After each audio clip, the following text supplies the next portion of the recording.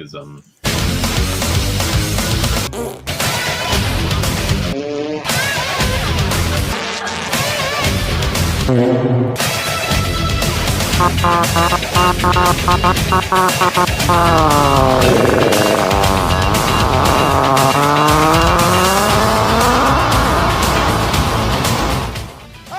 sick and tired of playing around with kids. Ladies and gentlemen, it is time. This is the world's wokest warrior, primitive sided, toxic fanboy aligned with the like-minded. Tony, Tone Deaf, rocking with you. I want to welcome one and all to the Clown World Review. And yes, we lost one viewer already because of that intro. I take that as a compliment. Must have been a James Gunn fan. Thank you, everyone. Thank you for tuning in. This is the first week of the Monday Night War retrospective. We are going to look back on weeks 1 and week 2 of the Monday Night War. You know, give a modern day perspective, maybe give some insight into how we're feeling at the time. And, you know, it's always fun to talk wrestling, especially retro wrestling. First, let me introduce the panel. I've got my co-host here from every Monday night and Wednesday night on Etep Wokuian's Place to Be the Reviews, the man, the myth, the legend, Etep Wokuian himself. How are you doing, brother? I am excellent. It is me, PDD, one half of the most over tag team in the history of Imperial Wrestling Entertainment, the 1%, the foundation of the hottest stable in the state of Michigan's independent professional wrestling scene from 2016 till the end of 2018. Team ratings, the man who found them hot and left them wet. You can call me Joker, but it ain't playtime when I get out the Super Soaker. I'm not Fred Flintstone, but I make the beds rock. The 2016 IWE Manager of the Year, 2016 IWE Rookie of the Year, and a goddamn handsome man, Pete Daddy motherfucking Dollar, in conjunction with my brother, Tony Tone Deaf, the Clown World Review, allow me to bring my perspective on the Monday Night Wars right here to you. Thank you, sir. Hell yeah. Thank you for coming on. I can't wait to hear your insight on the happenings of what doesn't feel like almost 30 years ago now. So, don't remind me. Next up, we have the fandom and his vampire himself. Don't fucking Draven will fuck you up, man. That's all I'm saying. Hey guys, it's Angelus Draven, one half of the Fallen Angels, former backyard wrestler for we used to call it the Federation, let's talk about the Monday Night Wars. It's probably one of the most iconic things in wrestling in the last couple decades. So yeah. Yes, it definitely is. And, you know, lately it feels like it's been heating back up, but that's another topic we can get into in a little while. I just want to thank you, Draven, for jumping on here. I can't wait to hear your perspective. Yeah. Man, I miss when backyard wrestling was more of a thing, when they were constantly on the evening news telling people not to do it. Yeah.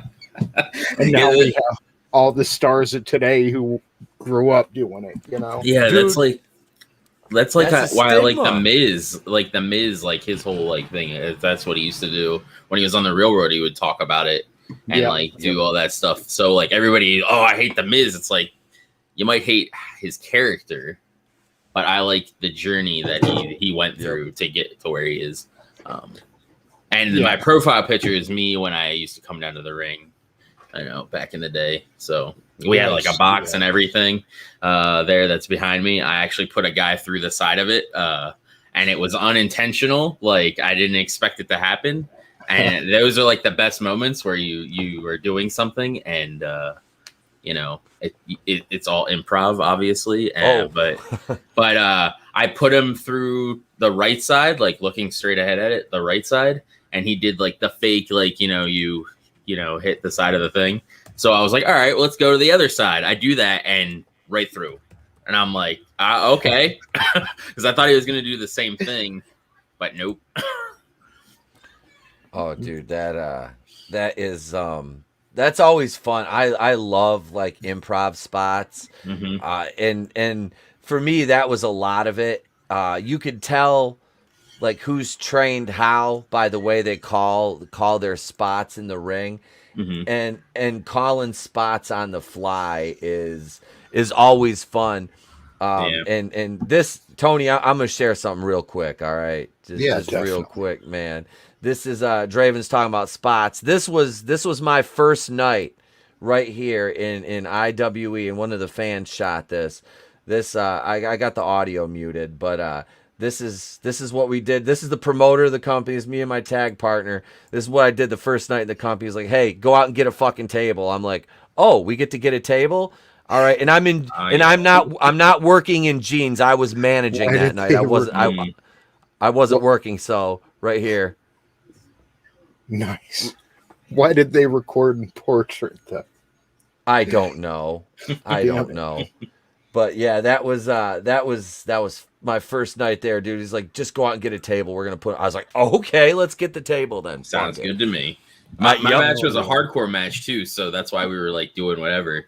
And the guy his name was Super Stu, and he's like, I don't care what you do, you can hit me with anything. I don't give a shit. Like, he's one of those guys. Oh, yeah, he's one of those guys. He is crazy. Like he was sort of like Al Snow's everybody got head. Well, his thing was everybody got shoe, and he'd like hit people with this fucking shoe. But I ended up for whooping his ass the whole match, and then I was the one that ended up losing. But it was just awesome. That sounds awesome. You know, I wish cell phones and YouTube were more prevalent back then. We could have gotten some awesome backyard footage. You know, we had some of the stuff taped, but the guys that had the tapes ended up, I think, taping over them with something, and I was pissed because Jesus. Me and Shadows had like our first match, and I bloodied his nose by accident. It's like, because I used to throw elbows at first, and then I switched it up after that. But yeah, you're like watching this hardcore match, and then it just cuts into a baby getting a baby crowning. You know? Yeah. Yeah. What the hell kind of a hotel is this? So what's kind of cool is the first Nitro actually debuted on September 4th of 1995. I don't know where I got this from. I was about to say 2011. Like, yeah, it was dead 10 years at that point. No, but so it's kind of cool because it corresponds, and this was all coincidence, but it kind of corresponds with the current date. So hopefully we can keep that up and kind of we're right in between the first and second episodes now, and that's what we are reviewing. So hopefully we can kind of keep up some sort of semblance to the date, because it's cool to look back on, what is it, 26 years now since this debuted. And yeah, man, the time has just gone by. And when, you know, I had the chance to sit back and watch this first Nitro on the Cock. And if you don't have the Cock, please go subscribe. $5, all the wrestling you want. I don't even think I subscribe to WWE Network, but I subscribe to the Cock. I used to. I get it for free through my cable, so that's great. Yeah, that's awesome. It was just because, like, I would try to go back and watch old wrestling, and you know, here's the downer of the show. You know, you put it on, and like half the people on the program are dead. So. But damn, they sure blazed a legacy.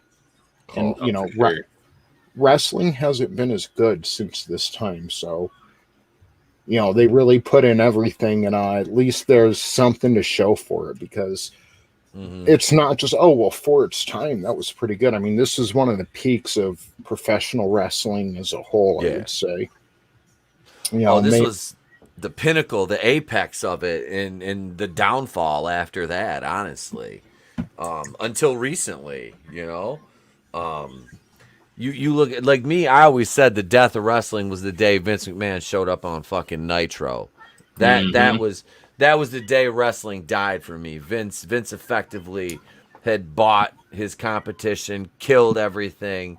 And yeah, when he showed up on Nitro that night, I was like, it ain't ever going to be the same. It's never going to be the same. And that's why I had such high hopes for TNA when they first started, because there was a lot of WCW influence there. And I was like, oh my God, you know, this is going to be, and it was like, it had flashes, man. It had flashes of ECW and WCW, which me, it just got to a certain point where it was like, this is just bad, you know. I feel like once Hogan and them came into the matter with TNA, then that's when everything went to shit, just like it did with WCW. So. See, Bischoff was good for a while with WCW. He just got out of control, man. His ego got too fucking big. Guaranteed contracts. You're paying guys to stay home. You got a roster of fucking 150 guys.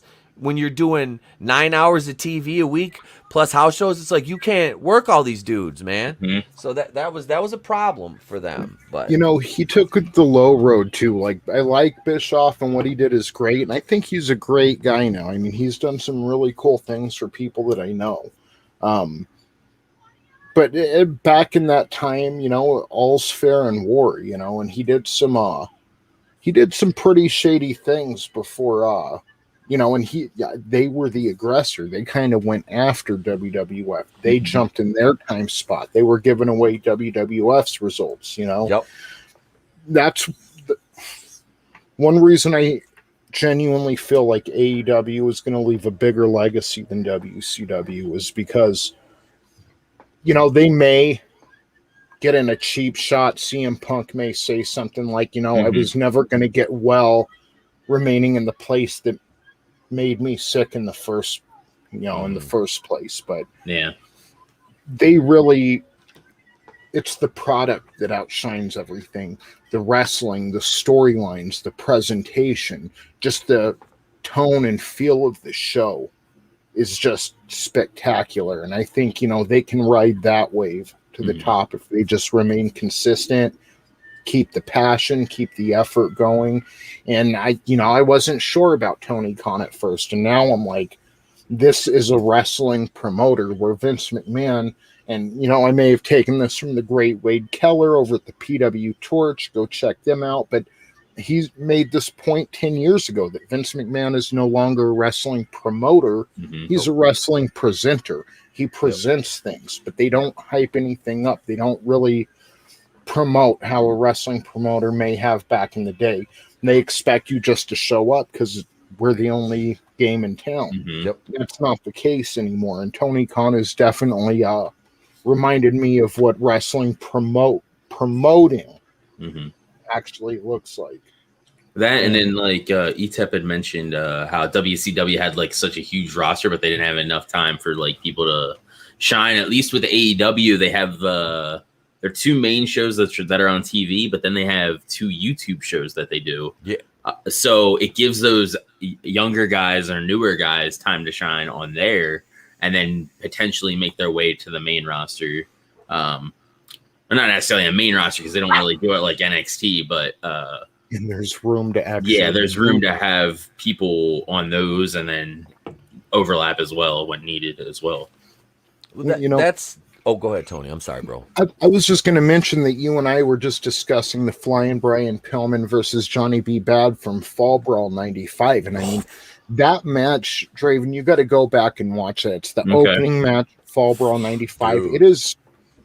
It's a wrestling clinic. It's so good. And to think neither of these guys would ever get anywhere with WCW, and they deserved it. I mean, the way they kicked off that pay-per-view, you know, Johnny B. Bad would go on to be Mark Merrow in the WWF, and then unfortunately we lost. Fucked.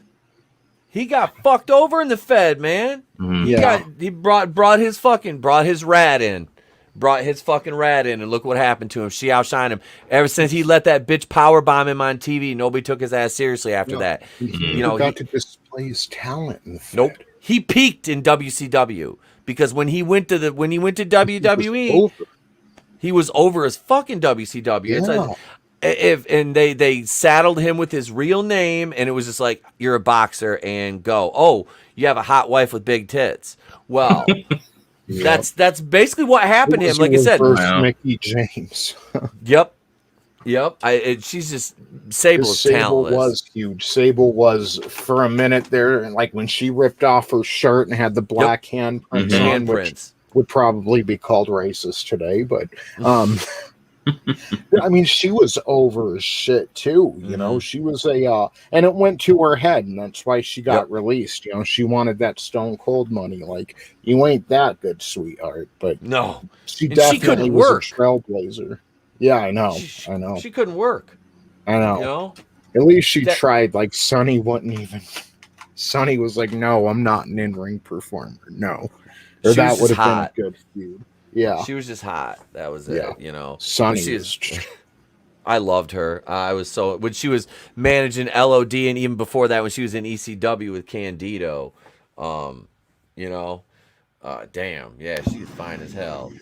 But no, man, that WCW like both helped and hurt. Like, I mean, look at Kevin Nash. Before he was Oz, he was Vinny Vegas. Oz the Wizard. That was so stupid.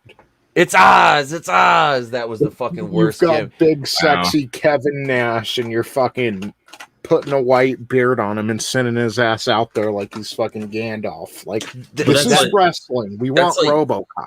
Yeah, that's like Kane though with his Yankum thing. Oh yeah, Isaac Yankum. It's like, what the hell are you doing with this guy? Like, you have a fucking monster, and you made him. And that's why right there in the mid '90s, I quit watching WWF for a while.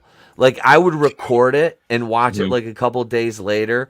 But it was like watching the Nitros and then watching Raw. Like, I watched Raw with Trey. Like, he was home after school. It was pouring today, so I was like, you want to watch wrestling while I write a few notes on these matches. Okay. And we're watching them, and I'm explaining it to him, and I'm just like, oh my God, this isn't even like half the shit isn't like, okay, Sid and Shawn, I liked their match, but the rest of it was just kind of, you know, Hall, Razor. We'll talk about it, but I fucking hated that gimmick. I fucking hated that. You didn't like Razor Ramon? No, it was I such loved Razor Ramon back in the day. It's just like, because the when he was 3 kids like thing that they did, when he was just able to be Scott fucking Hall. I was like, that's what I fucking want right there. None of this fake ass fucking accent, dude. Just be your fucking self. Be a drunk, insane, fun motherfucker with Nash. And that's when I fucking fell in love with Scott Hall. I watched him wrestle in Florida as Big Scott Hall back in the day, but I liked him. I just didn't like the gimmick, you know, as Razor. I was always like, you know, I mean, it was cool for a minute, but I'm just like, this is so just like, I don't know. I wasn't like super into wrestling, like, because my dad would always lug me to like pay-per-views. We'd go to a friend's house, watch them, and I was just like in the background. I'd play Game Boy and shit, and just like glance over every now and then eventually, I don't know what it was, I just got into it. I started with WCW, and then when Stone Cold dropped the steel beam on the DX bus is when that was the first episode of Raw that I had watched. That's when I first went over to Raw. So there's something. My dad was still watching WCW. So, and there's something to be said about WCW, because I mean, what they did with Kevin Nash and Scott Hall is basically what Vince ended up doing on his end eventually with the Stone Cold Steve Austins and The Rock instead of the Blue Chipper, and you know, just letting. I was always a fan of Ken Shamrock. You know, and I wasn't as into, you know, the psychology of the matches back then. I'd really have to go back and see how he worked again. But I always liked Ken Shamrock, and I thought it was a shame when he was let go, because he had a great look to him. He had a great intensity to him. But yeah, I mean, if Nash and Hall, in a way, going over to WCW and being handled how they did, would come back and save the WWF, because they were in a bad way with the gobbledygooker and all these stupid gimmicks. And Vince didn't know what he was doing. He was trying to re-sign Hulk Hogan in 1997, like, come back, you know, because they were getting their asses handed to them. Which I don't know. I watched in that first episode. I don't understand how Hulk Hogan ever became the icon that he is. He was a horrible promo and ring. Yeah, it's just bad. I'm like, what are you doing? You didn't like the Pasta Mania promo? No, I thought it was bad. It was really bad. It was fucking terrible. It was fucking terrible. It was terrible. But I guess like he got the kids. Like I guess that's what like put him over. That's what it was. The kids loved him because like kids they're more looking at like the persona, I guess, and not the in-ring stuff. So they're just like, oh yeah, this guy, he's like, and then he does all like the basic ass moves, and so the kids are like, oh, I can do that, and then they're all excited about it. So now we got to take a look at something here. Let me just go ahead and share my screen. See, so not only was there Pasta Mania, but they were talking about this shit like it was a health food. Okay? Yeah. Like, and now let's go back to 1995 and take a look at the little food pyramid. Mm-hmm. And what's it saying to eat a lot of right down there at the bottom? Pasta. Brains. Yeah. Pasta. So Hulk Hogan's like, come get this health food, brother. And it's fucking just carbohydrates stacked on top of carbs, on top of sugary fucking sauce, on top of fucking Hulk Hogan.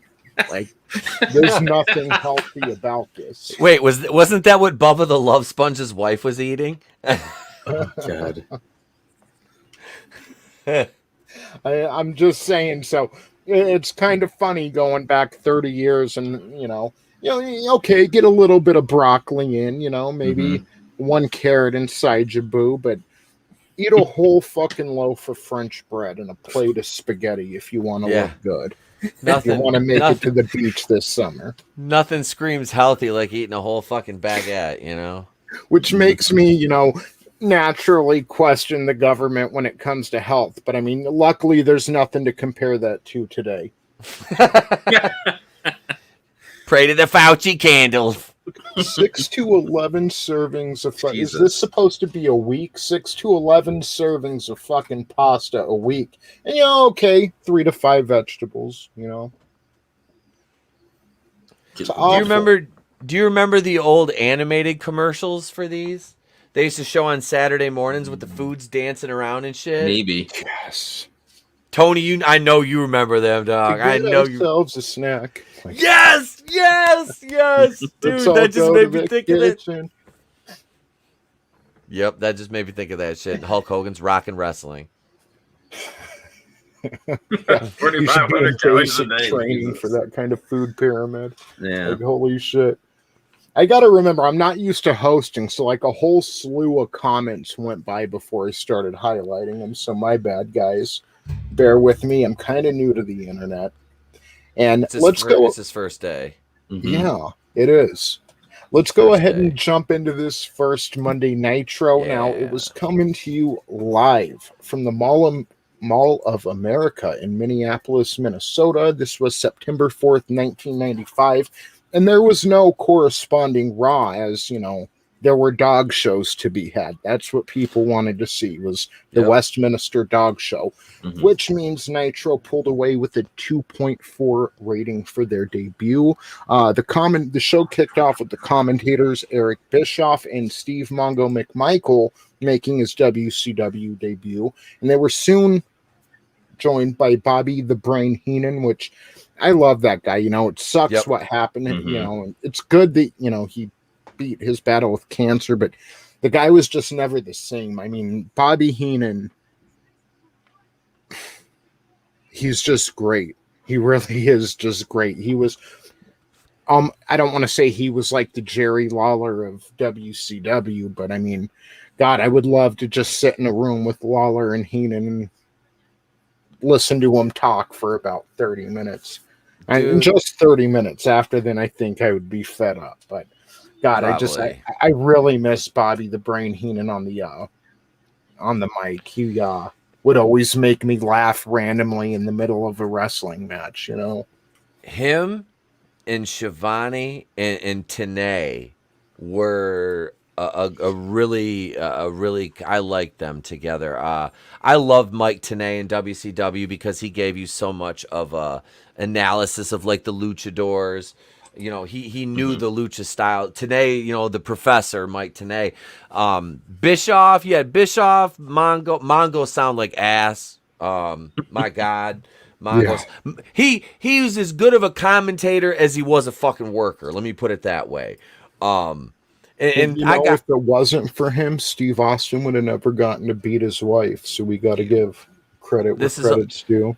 And you kids at home keeping score, I want you to keep track of Jeff Jarrett here, because Jeff Jarrett took Mongo's wife. Jeff Jarrett eventually would take Kurt Angle's wife.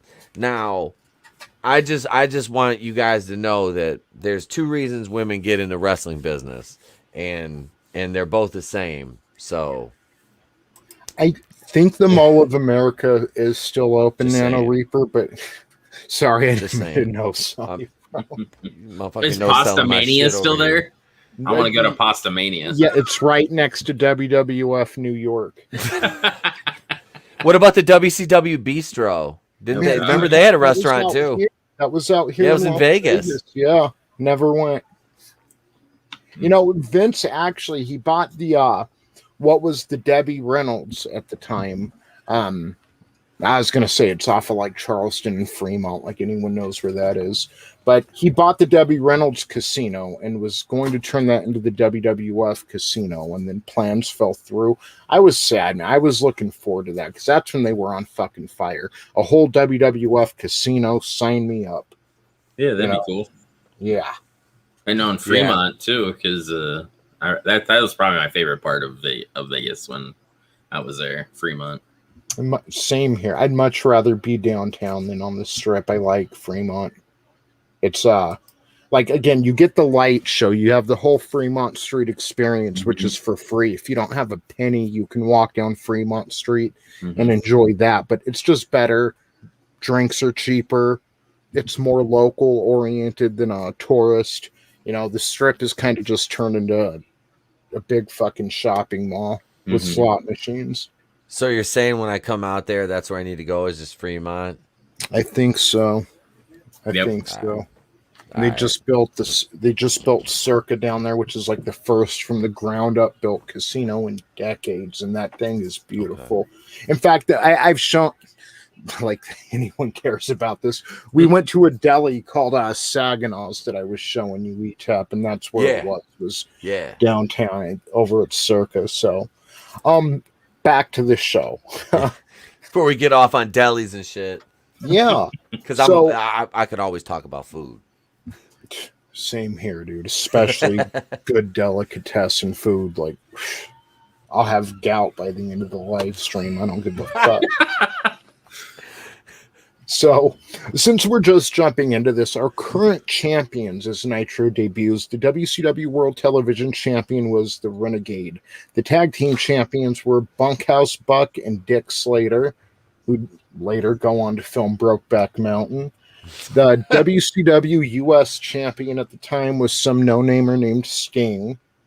And the WCW World Champion, well, he's going to be champion for the next, 7 years, so get used to it. Hulk Hogan. We start off Nitro hot with Jushin Thunder Liger versus Brian Pillman, and Brian Pillman actually defeats Liger with what? What did he defeat? Oh yeah, it was like a modified roll-up. Yep. Yeah, so sorry I had the wrong results. I'm like, wait, this wasn't on this row. He reversed the standing switch. Is what Pillman did. Liger, because that was right after because there was a bunch of kickouts. They started out nice, like the match had a nice flow to it, because they went right into some chain, which is for the casual wrestling fan, dude. Chain done right can be beautiful. And with these two, because Pillman was so good, his story was so tragic because he was so fucking talented. He would have been the perfect foil for Steve Austin, especially in '98 when he was going against Dude Love. Brian Pillman, man. Pillman would have been so much better for that. But there was a lot of high flying in this, and Liger is still active to this day, wrestling. I believe. I don't think he's retired yet. He's still working shows. That's awesome. Yeah, but Pillman cut off the cutoff with Pillman. One of my favorite spots, because I've done it, is Liger's coming off top rope and Pillman drop kicks him. From the defensive. mat. Yes. I've done that, and I took the guy to Dick Kick City when I did it. So I love that. I love that cutoff spot. But yeah, the finish was nice. That standing switch reverse, and a bit of sportsmanship after the match too. Because that's Kurt Angle, man. Oh, that would have been a fucking hell of a show. And Pillman was very, very technically proficient, and that's a thing that's is lost on him, because you forget, you get that loose cannon Brian Pillman image from the end of his career, and kind of towards the end of his life, when he was in ECW, like he was ready to whip his dick out on TV in ECW. Wow. He was in the ring, and Paulie had to stop him because he was just like gonna whip his shit out. Wow. Yeah, he didn't fucking care. He was gonna piss in the ring. He didn't fucking care. Yeah, his son is in AEW right now. Yep. I saw that, and that He's makes part my of heart the Hollywood Blondes is what they're called, or something like that. If they're called the Hollywood Blondes, that's a hell of an homage to his dad and Steve Austin. Mm-hmm. Yeah. Steve Austin with long blonde hair, and he was still a badass back then. Oh yeah, the Ringmaster, if you remember that gimmick. Yeah. The next match on the card, though, well, we had the Sting promo. Varsity Lines is what they're called. Okay. Yeah, that's why right. I was like, I think it's a little different than Yeah. Hollywood Blondes. Right. Yeah, And they the have a Varsity- cheerleader chick with them too. Nice. Yeah. Who is that? Who's the cheer? She wasn't able to do the thing because Cargill and what's her name, like smashed her leg in a chair or some shit like the night before. I love Jade Cargill. I do too. I would do anything she told me to do. Yep. I want to nominate her to play Storm. Yep. She does cosplay as her too. Yes, she does. I've seen it. It's I really follow good. on Instagram. It is. Yep. And I'm not just saying that because she has the best abs I've ever seen. Mm-hmm. Yep. So there are Varsity Blondes right there. Okay. And there's the cheerleader chick with them. That one photo. Yeah. Definitely definitely not Luke Perry's kid. Mm-mm. Wait, doesn't Luke Perry have a kid that's wrestling too? Yeah, Jungle Boy. Jungle Boy, that's right. That's what I was making fun of. I caught a 30-day ban for that because some dude said, "Well, motherfucker," I was like, trust me, I've been into business. I'm like, this dude, I'm like, he's good, but I'm like, it's like, I'm sorry, that gimmick's fucking gay. I was like, I'm sorry, it's fucking gay. Him and what is gay. it? Luchasaurus. I hate. It's a personal thing. I hate like wonky ass like Max Moon type gimmicks. I fucking hate it. I do. That's just me though. I always have like the Boogeyman.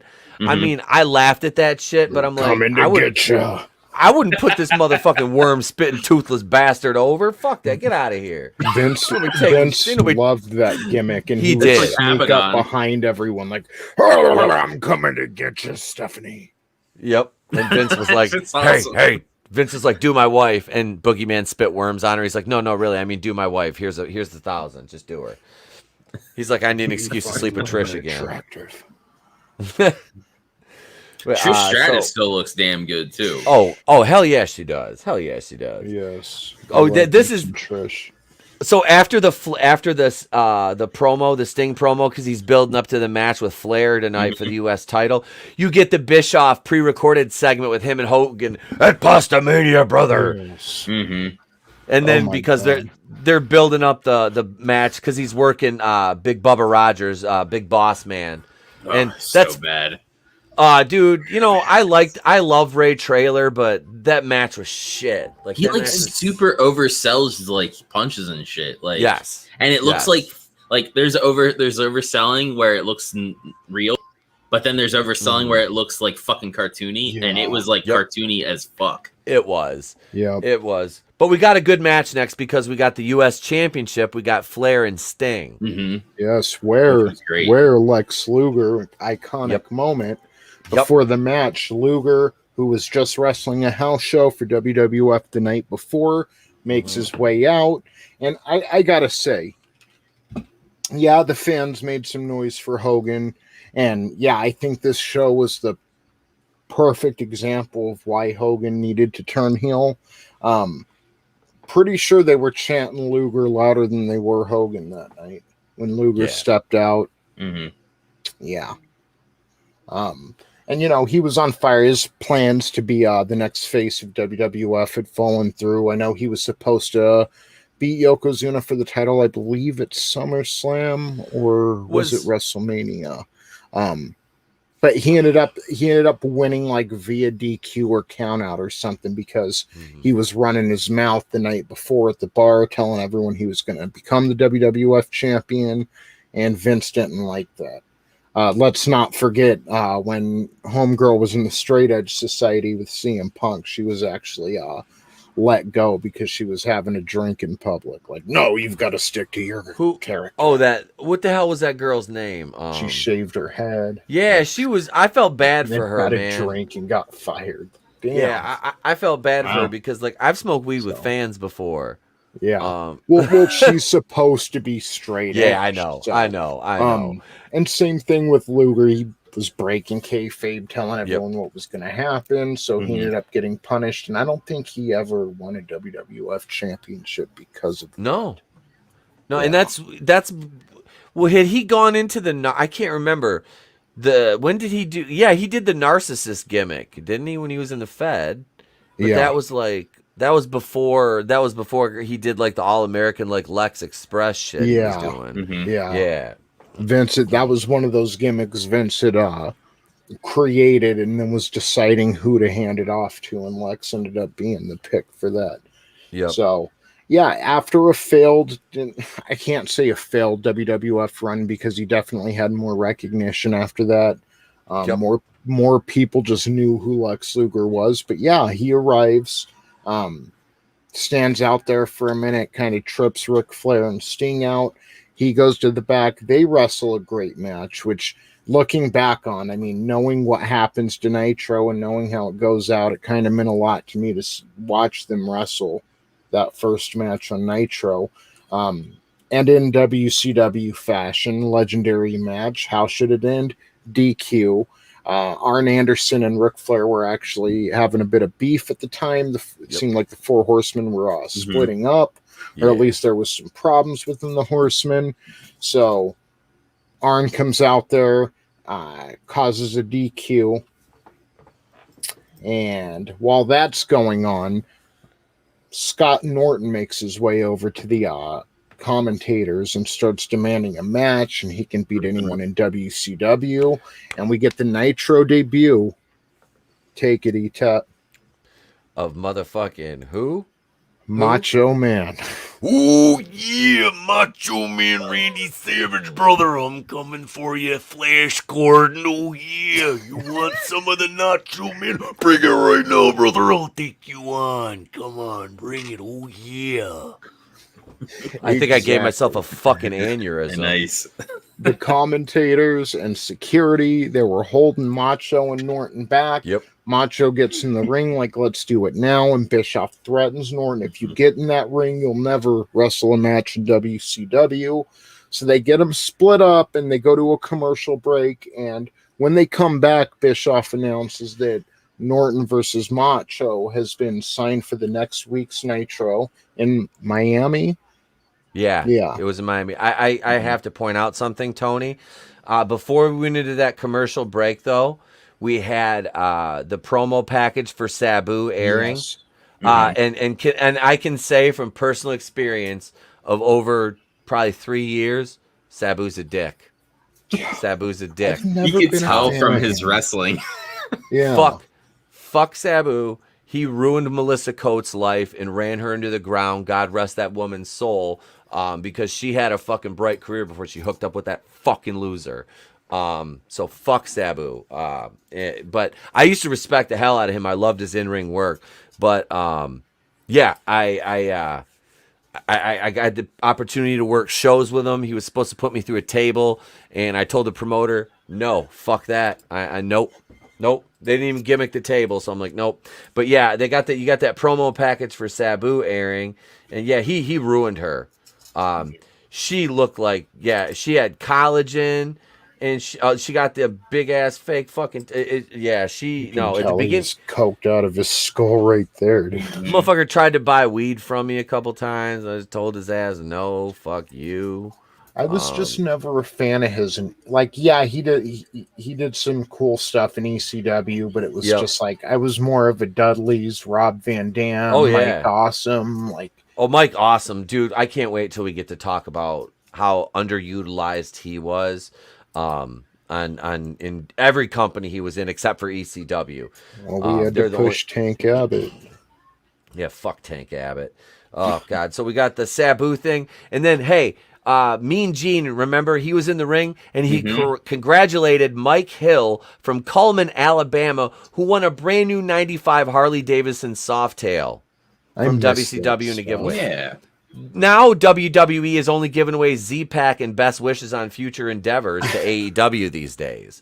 I mean, no shit. So I mean, I wanna look up Mike Coleman. I do. If anybody knows Mike Coleman from Alabama, hail Tommy. If anybody knows Mike Coleman from Alabama, ask him how that Softail rocker was. We gotta look. We should look this guy up. I was curious about that. I'm like, I wonder if he's still alive. First of all, second of all, and how he liked the bike. If he actually got the bike, you know, because I imagine he had to pay a prize tax on it. So. We got the promo package for Mike Rotundo, aka Mr. Wall Street, Michael Wall Street, VK Wall Street. Took a shot at IRS. Yeah, I'm sure IRS is gonna be watching me real close. I was like, that's Bischoff in his Inside Baseball right there, which would only get worse with Vince Russo later on. Yeah, there's definitely some things I would do differently going back, you know, just how they booked some of the matches or some of the promos, some of the things they said, but still it's better than constant overproduced scripted BS. Yes. So and I'm fine with letting the boys, you know, do their own thing. It's like, hey, this is what the general direction we want to go in is. You guys get there, and that's the best way to do it is let them figure it out. You know. But they had, and you mentioned that the Renegade was what, the TV champion at that point? Yeah, Renegade is the TV champion, and we'll get to see Renegade, I think, in episode 2. He's like generic Ultimate Warrior, like not on steroids. I think I remember. See, I was having trouble putting a face to Renegade, but I think I remember him now. He had I should just Google him, but I think I remember.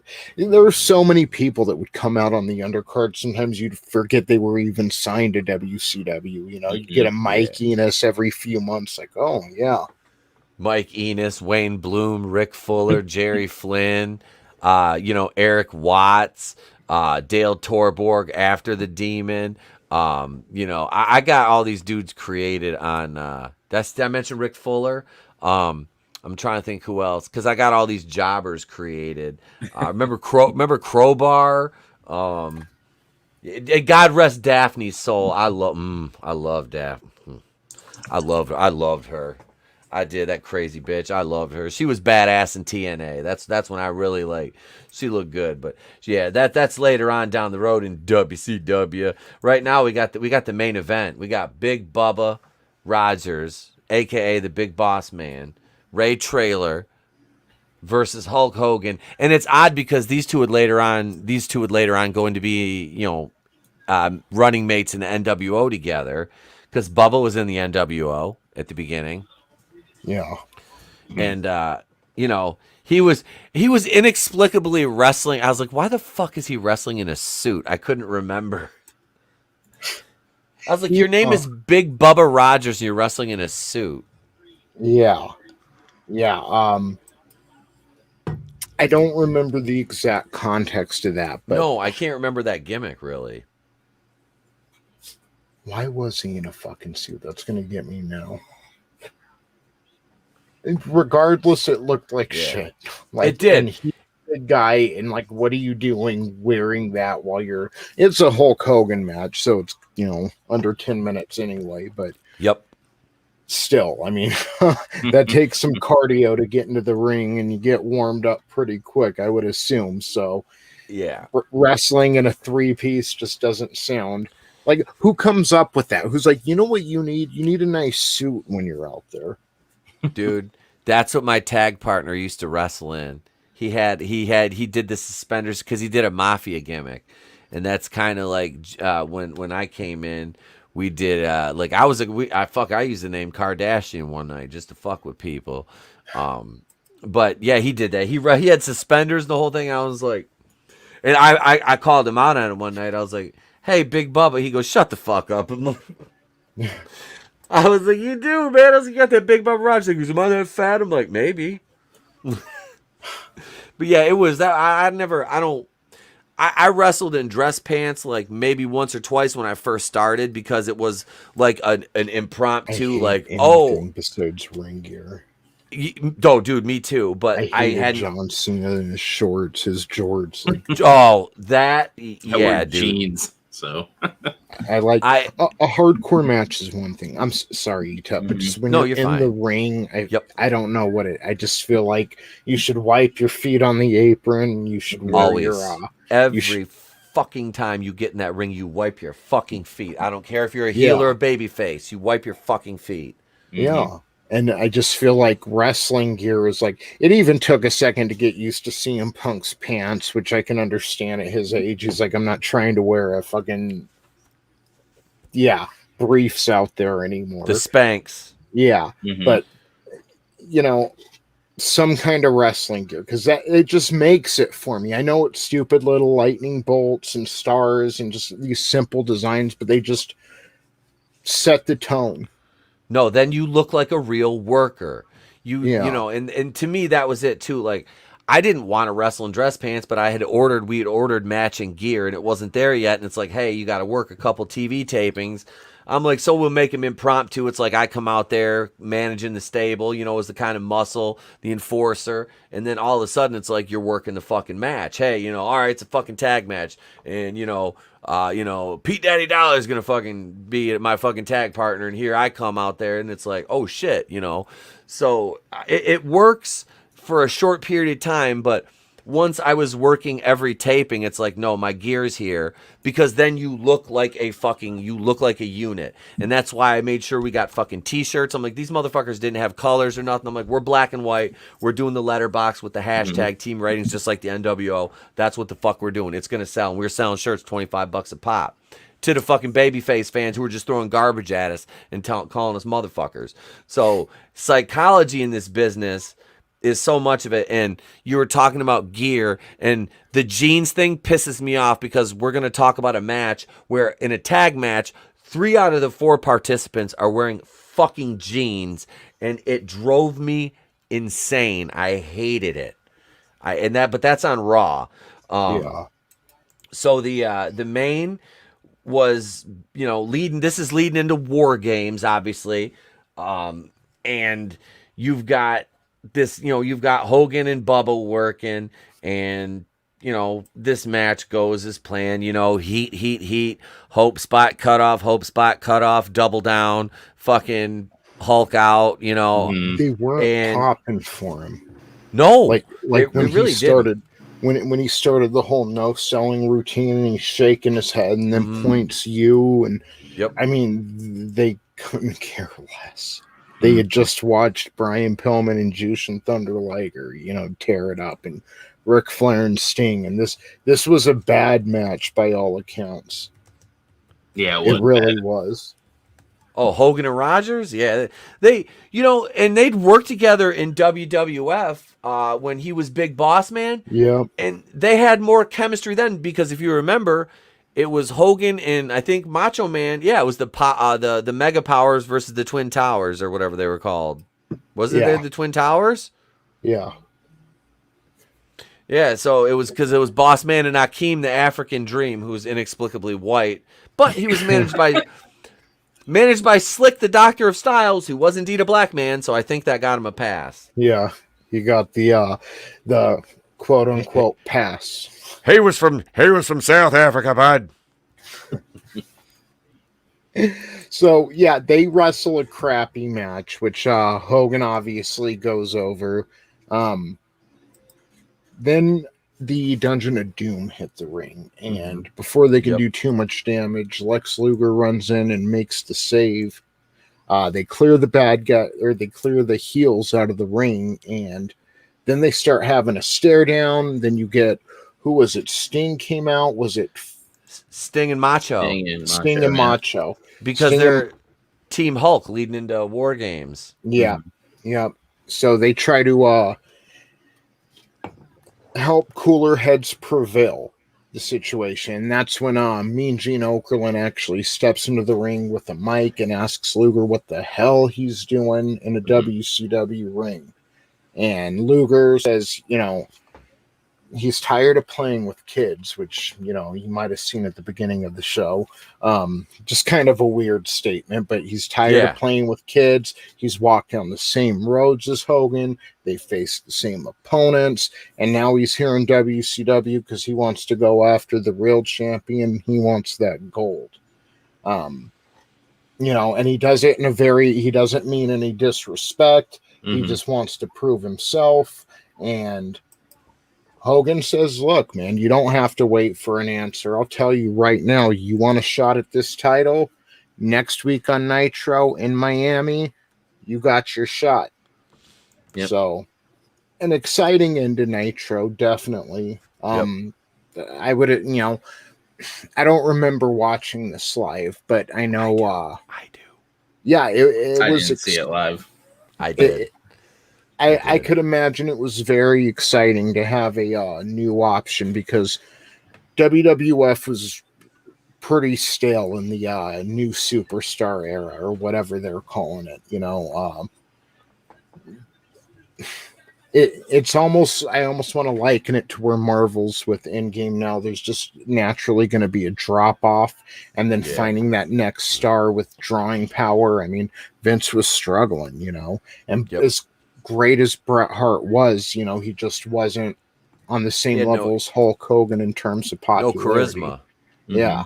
And then you have Shawn Michaels, who's got talent and got charisma, but he's just a prick backstage, and you can't really put all your eggs in that basket because you never know what he's going to do. He's not willing to drop titles. Shawn Michaels went into business for himself and was more worried about being, backstage and fucking with the rats, because that's what he was. I read his book. That's what he was doing. That's Shawn. Shawn was fucking with the rats, man. He was married to the Nitro girl Spice. I mean, she's beautiful. He's out fucking, Sonny, and I don't know, man. This dude was off the rails there, but he lost his smile. Remember, he lost his smile. Yeah, that's it, because he didn't want to drop the title, motherfucker. Yep. He found out he was gonna lose, and he lost his smile. That's it. So yeah, I mean, great ending to Nitro, and again, there wasn't a Raw this week because they were preempted for the Westminster Dog Show. And yeah, I guess they took the week off. There was no Saturday or Thursday Raw Thursday, which is a little weird. Like I can't imagine Vince taking a day off these days.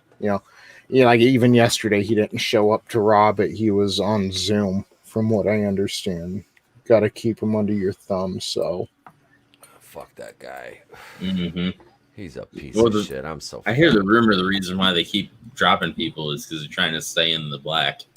Because people are, because Vince might be selling the company. That'd be beautiful.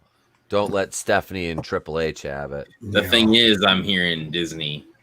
Oh, see, I've been hearing that for years, Disney, and yeah. Either way, it would make sense to some degree because they're right now WWE is like the family friendly like model.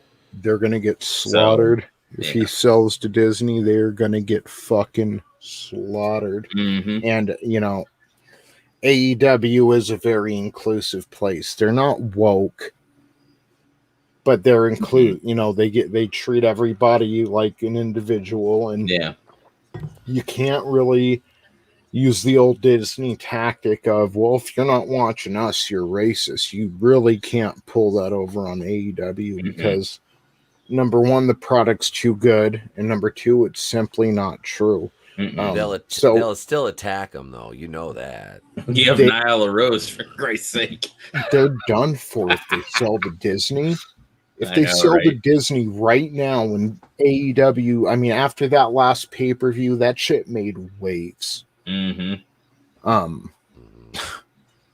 done for.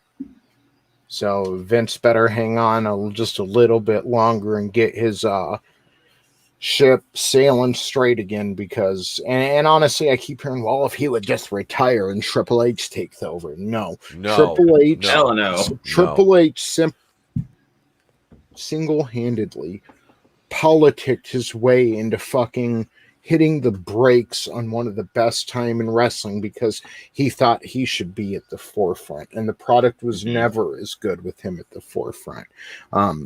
When Steve Austin left for a little while to get neck surgery, Rock carried it, and Triple H carried it, and Mick Foley carried it, but it wasn't as good as it was. And then when Austin came back, Triple H wanted to take all that momentum, all that heat that Austin had as a babyface, and transfer it over to him. He politicked Vince into turning Austin heel, and then he ended up tearing his quad. So they joined a tag team together, heel Austin and Triple H. By SummerSlam, Triple H wanted to defeat Austin for the title as the babyface and go on to be WWF's great savior, and that was never going to happen. Remember when he came back from his quad, they're playing "It's a Beautiful Day" from YouTube. He was more excited about his return than most fans. I'll leave it at that. No, you're right. Fuck that guy. And he went out there and beat Jericho for the fucking Universal title, and here I'll have my great babyface run now, and it wasn't so great. And at that time, it wasn't bad, but it was just slowly winding down all that momentum and just that bubble that WWE had created, and WCW was just slowly deflating. Because he's a B+ player, and he couldn't keep up the show like Rocky could, or like Steve Austin could, or like Mick Foley could. What was his name? Terrorizing? Undertaker too. Yeah. Terrorizing. I remember I've been a WCW fan, so I remember when Undertaker was Mean Mark Callis. Him and Dan Spivey tagged together. Dangerous Dan Spivey and Mean Mark. The Skyscrapers. Yes. Yep. That's I was always more of a WCW fan. I watched WWF. Same. That's where I started wrestling, watching WCW. And it was NWA and Smoky Mountain, and some of the Von Erich stuff when I could see, and then in the early '90s I quit watching WWF basically altogether. And I found ECW on like Saturday night at 2 a.m. on a wild feed from Florida, out of Philly. And here's this amazing, insane fucking show. And I'm like, from this dark, dirty fucking arena. And as a kid, like a 15-year-old kid, I'm like, what is this, and where can I see more of it? Like, holy fucking shit. Like, these people I'd never seen anything like that. And I was I remember watching that shit in high school with my buddies and going, "Hey, have you seen?" And they're like, "Wait, what? What is this?" And I'm like, "No, you got to check this out." And we're watching VHS tapes, trading tapes back then, you know. But I didn't really know about ECW back in the day, just because it's just the big two. Happened across it. 98. Dude, Bubba Ray Dudley was in Diva. Bubba Ray was the inspiration for almost, even though I modeled my entire in-ring career off of Scott Hall down to getting shit-faced before every match I fucking wrestled. Bubba Ray truly inspired me when I wanted to insult the fans. I'm just like, Bubba Ray. But I couldn't swear. That was the thing, so I had to be really creative with it. But God, I loved the Dudleys. That promo, and Joel Gertner. I used to be friends with him on MySpace, and I talked to him a little bit back then. He was a cool motherfucker. Gertner was cool. I liked Joel. We wanted to book him to come in and be a ring announcer because I was our ring announcer, and I'm like, I want to book Joel Gertner and just get him to put me over because I'm the fucking promoter. I'm gonna Nash this shit. Yeah. So next we just reviewed the September 4th first edition in Nitro. So jumping into the week of September 11th, we have the first corresponding Raw to Nitro. Again, WWF Monday Night Raw taking place from Canton, Ohio at the Canton Civic Center with current champions, the women's champion Bertha Faye, World Tag Team Champions Owen Hart and Yokozuna. Your Intercontinental Champion, which will be, I don't know if he defends it tonight, but he'll definitely be in action, is Shawn Michaels, and World Heavyweight Champion Diesel. So they debut a new Raw intro, and we're just coming off the heels of that legendary ladder match between Razor Ramon and Shawn Michaels for the Intercontinental title. That had just taken place at SummerSlam. Vince McMahon introduces the show, refers to it as the new season of Raw. They go over SummerSlam a bit. They show where Dean Douglas got into Razor's face, and just a little hype video before they bring out Razor Ramon and Davey Boy Smith, who, they have the second best match of the night, I would say. Not that there was much to judge by, but that ends up falling apart after. Okay, so Razor hits the Razor's Edge, but the referee's knocked out. By the time he's waking up, Davey Boy Smith is able to reverse the momentum. He hits Razor with the running power slam, and as he covers Razor, the 1-2-3 kid had run out, went to splash. I don't know what he was thinking. It was going to end in a DQ anyway. Either way. But he went to splash Davey Boy Smith to break up the pin. British Bulldog scoots out of the way, and he splashes Razor Ramon, which causes the DQ. Did you see when fucking Davey Boy, God bless him, I love the British Bulldogs back in the day. I did, man. That was one thing I did. I loved it. Dynamite Kid was Chris Benoit before Chris Benoit was Chris Benoit. Yeah. That motherfucker was bad. But God bless Davey Boy when Pac was getting ready to jump off, or 1-2-3 was getting ready to jump off the fucking buckle. You see Davey Boy just fucking staring. I was like, look out of the corner of your eye, man. Stop fucking staring at him. It looks worse that way, motherfucker. I was like, you just, oh shit, and then move. Don't fucking stare at him. You see, Hogan has a lot of spots like that. That's why it's like, dude. Yeah. Dude. Telegraph, man. Send telegraph. It's all telegraph with Hogan. Yeah, that shit pissed me off when I was watching it, though, because me and Trey were sitting there, and because I told you I was watching with Trey, and I was just like, what? And this is like the third time I've watched this, and every time it happens, every time it's just like, ugh! It's like, you should know better at this point in your career. You're almost dead at this stage, bro. Like, what are you doing? Like, you should know better. Yeah. Come on, man. You need to do better. Vince is desperate now because Nitro had a good rating the week before, so he's like, the fans responded responded to the 1-2-3 kid beating Razor 2 years ago. Let's rehash that. And it's what they did. Yeah. So they go into the ring. Was it Lawler? Somebody was in the ring with them with the mic. Okay. It was Vince. Was it Vince? Vince was doing the interviews. I've got to be hands-on for this one. So he goes into the ring. 1-2-3 kid says they've had their issues. No one took him seriously when he beat Razor for the first time, and then challenges him to another match, and Razor accepts. I don't care. He's gonna 1-2-3 kid is like what 5 years away from ripping his asshole from a Bronco Buster. So that's the peak of his career.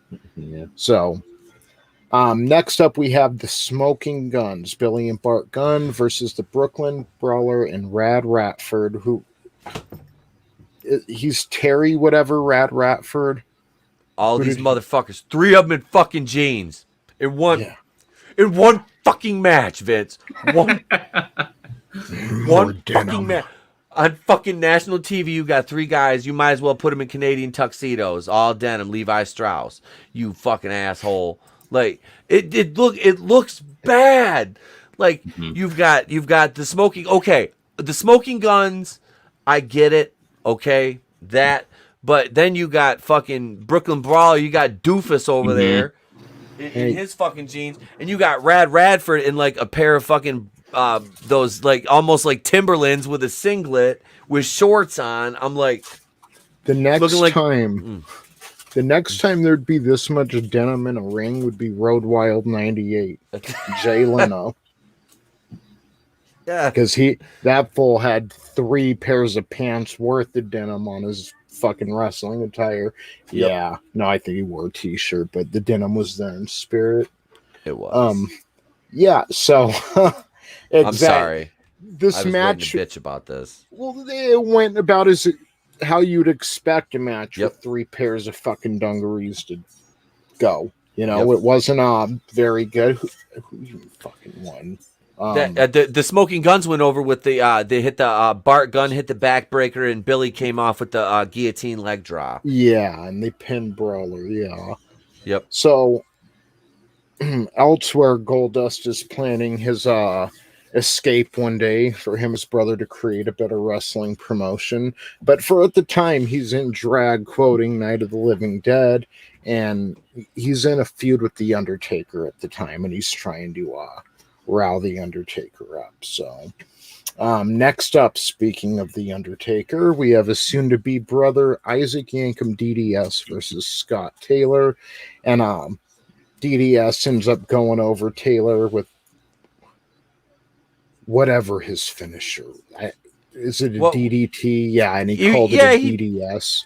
Yeah, he just used a fucking DDT. I was like, I did that fucking. Okay, so this was the thing.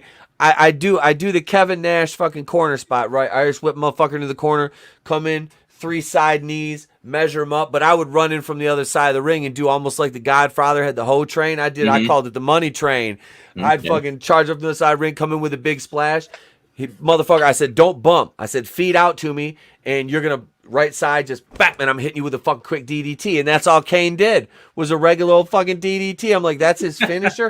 And he choke slammed the dude like 2 minutes into the match, not even. He was like, he threw him off the turnbuckle, he bounced back out, and then he choke slammed him. I'm like, that should have been the finish right there. Right there. You know, and because they had him, he had a feud kind of with Bret Hart because of Jerry Lawler at that point. Yeah, it was weird seeing him as Yankem and not with Kane. that hair, and the hair was really bad, really bad. It's like, what car are you doing? Yeah, it was. It was bad.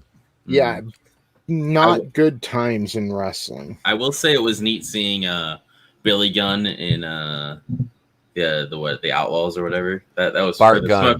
Smoking Guns. That was interesting because I hadn't seen any of this stuff because I was watching WCW. So yeah, sucks what happened to Bart Gunn. That's all Vince Russo because Vince Russo hated Bradshaw. Yeah, little bitch. At least Bradshaw got knocked out. At least he got something out of it, and fuck Bradshaw. Fuck him. He's a true life douchebag too. Fuck that guy. Speaking of douchebags, Todd Pettingill is next, and I'm just kidding. I actually watched Todd Pettingill in it.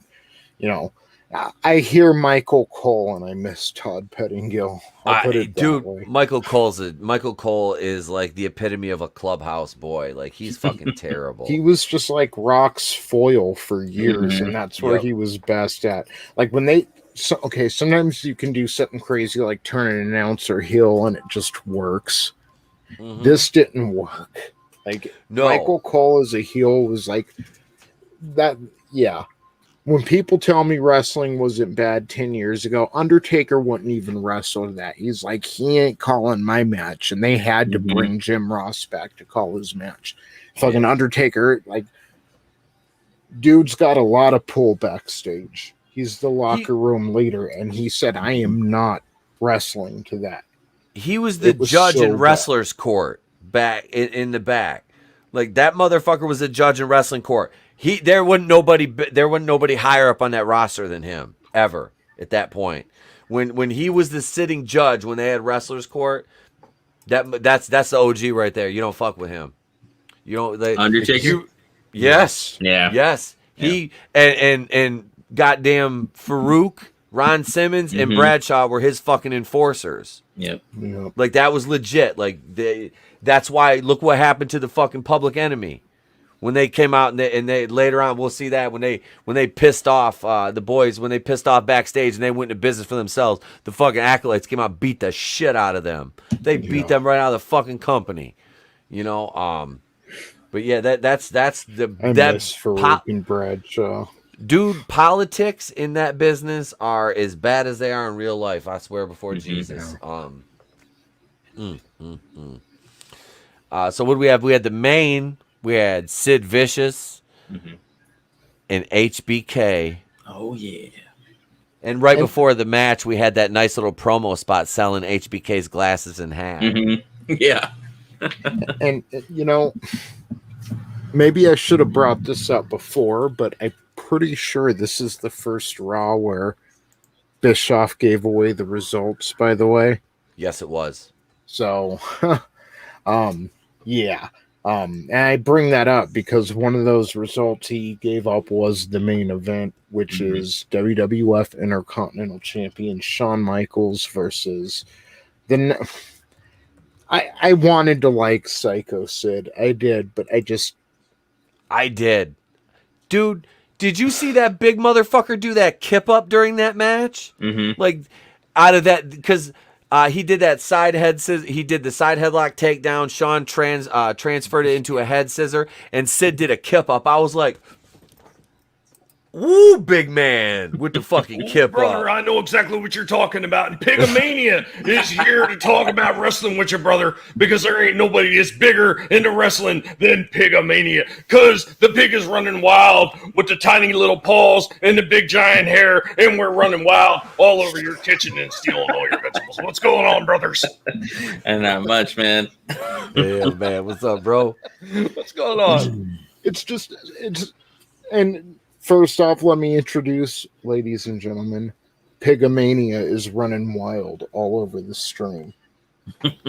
So fucking buckle in. We got some Pigomania and Pasta Mania, or is it Carrot Mania? Carrot lettuce mania. Carrots Yeah. and eat your romaine. Look, And run around your cage, brother. Get on that wheel. Psycho Sid is the Tara Reid of wrestlers. Like, he's got a good look. He's even got a good gimmick, but he's just so fucking dumb. And he's like that kind of dumb that you can see it in his eyes and see the fucking wheels just slowly turning as he tries to catch up to the rest of the crowd. Like, he's so fucking dumb. Dude, Nash and Hall with him, and he's like, and if I have half the brain that you do, and you see Hall and Nash in the ring just fucking laughing, and they just whisper each other. It's like, oh, Sid. I like the I like Sid the most in ECW when he would come out with Jeff Jones, the judge. Jeff Jones would come out with that fucking stretcher, and whoever's in the ring look at Jeff Jones, and out come fucking, and the crowd would just start chanting fucking Sid, and Sid just come out, hit the power bomb, and that was it. He didn't have to do too much. That was it. Occasionally he did a little feud with the Dudleys, but yeah. As long as there was no thinking involved. Yeah, if you made him, no. Like I said, I was shocked he could do a kip up. Yeah, here it is. Oh God. Yep. Fucking That Nash. shit was so funny. That was fucking brilliant, dude. That was fucking brilliant. It's fucking, yeah. And then Sid comes out. I have half the brain that you do. And Yep. Fucking laughing. Like that was shoot. They were laughing so fucking hard at that dude. Yep. Mm-hmm. I don't know, brother. I love that guy. He made Pickamania look like the smartest cat on the block. He was amazing. Yes, he did. Mm-hmm. Yep. He definitely did. You know what? Adam's got another one. Yeah. Mr. Holla, if you hear me. Holy shit, there's another dumb bastard right there, too. Mm-hmm. I love Steiner, dude. Steiner's great. See, he's meaner than he is dumb, so like it can outshine it. But fucking Sid was just fucking dumb. I'm sorry to any Psycho Sid fans, and I want to like him, but like even his leg breaking was probably his. It was hilarious. The way that thing was just flopping in the ring. Mm-hmm. Yeah. Just And like his they- career. They were hurting on Nitro, so they replayed that shit 1,000 times the next night. Like, Yeah. tune in, watch it snap over and over again. I mean, people just don't understand the dangers of osteoporosis. You need to look no further than that WCW taping. Mm-hmm. Fucking eat some vitamin A, motherfucker. Like, You gotta eat your pasta, brother.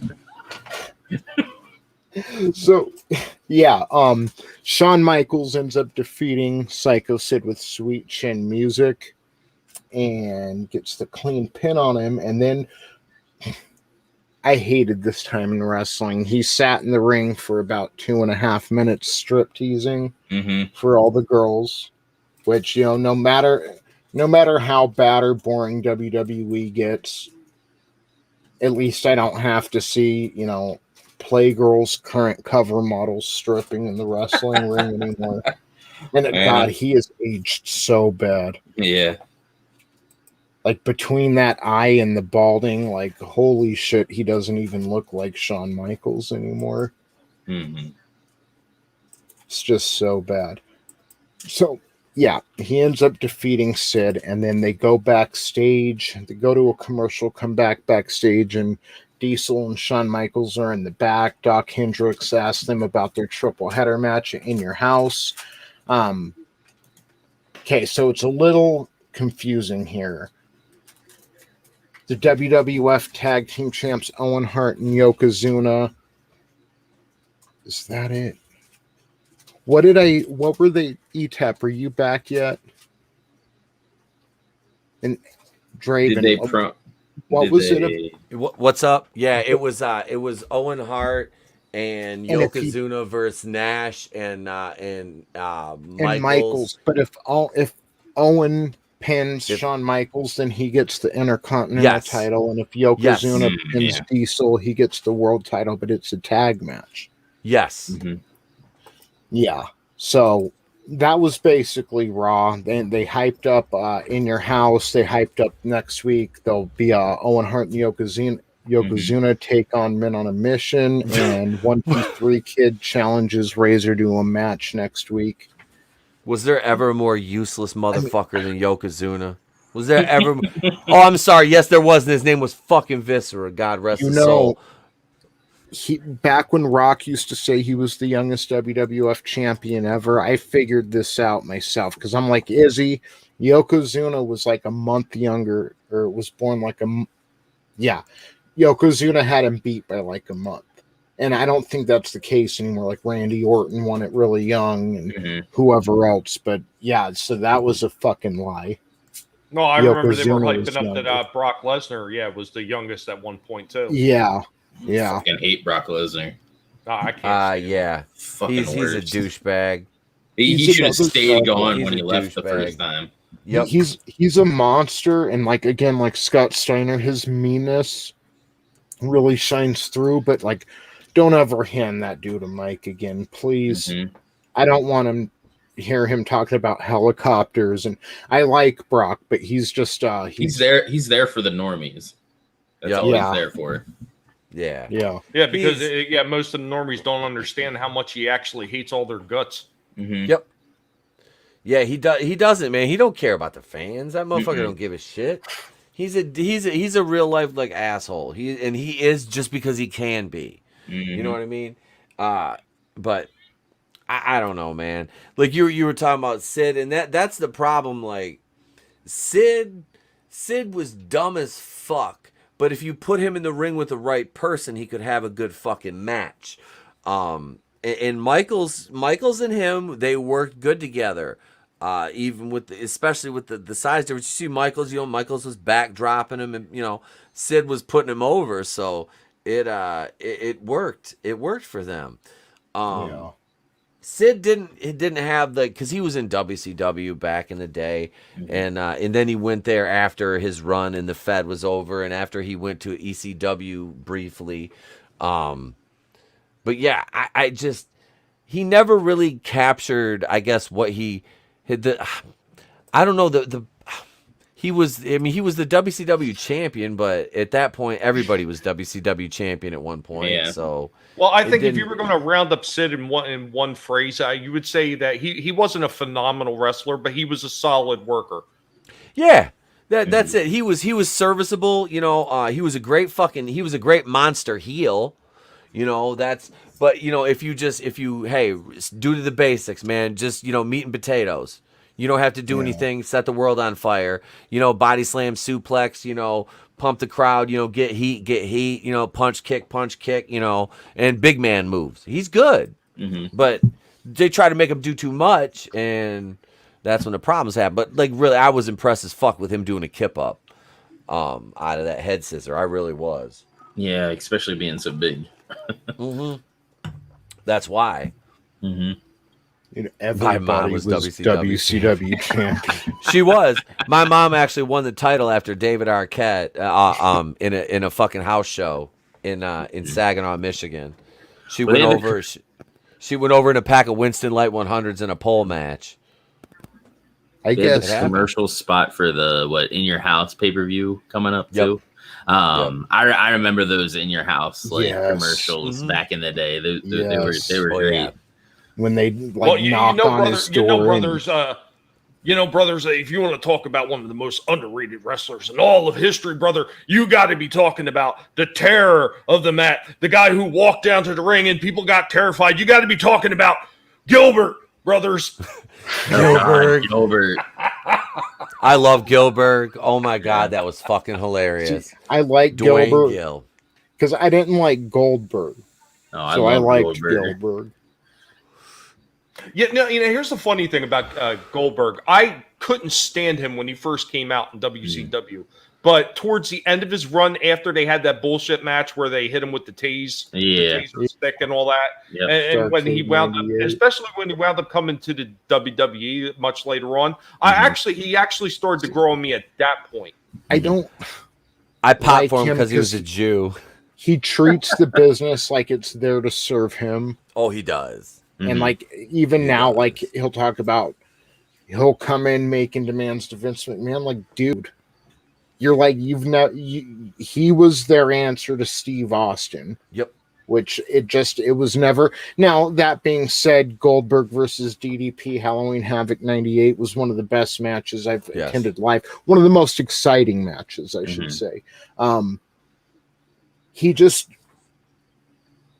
There are veterans who've been working at this for years that he doesn't respect. He doesn't respect the business, and that's that's going to happen.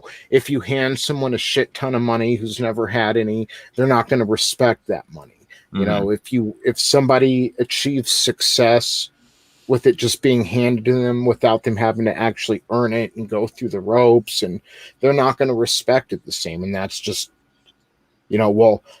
he'll come in, once every 2 years. Like, I should go over this talent because I want my son to see. And it's like, okay, well, this dude's been on the fucking road for the past 5.5 years. Like, I think it's funny, Tony. I mean, you mentioned who he was wrestling that day, and you talk about the complete polar opposite, and you talk about DDP. I mean, he started off in the fields with everybody, just being a manager, and at a much older age than anybody thought would even be possible, he wound up transitioning into a wrestler. Yeah, in his 40s. He's my age now. And look at him now. Look at how much he still hands. Look how much he still hands back to the business in way of all the former wrestlers and everything out by helping them out and getting them healthy and everything. That there is commendable. That's somebody who has respect for the business. That is a beautiful. Yes, dude. It's seeing. God rest, man. Like I said, Daphne just passed away.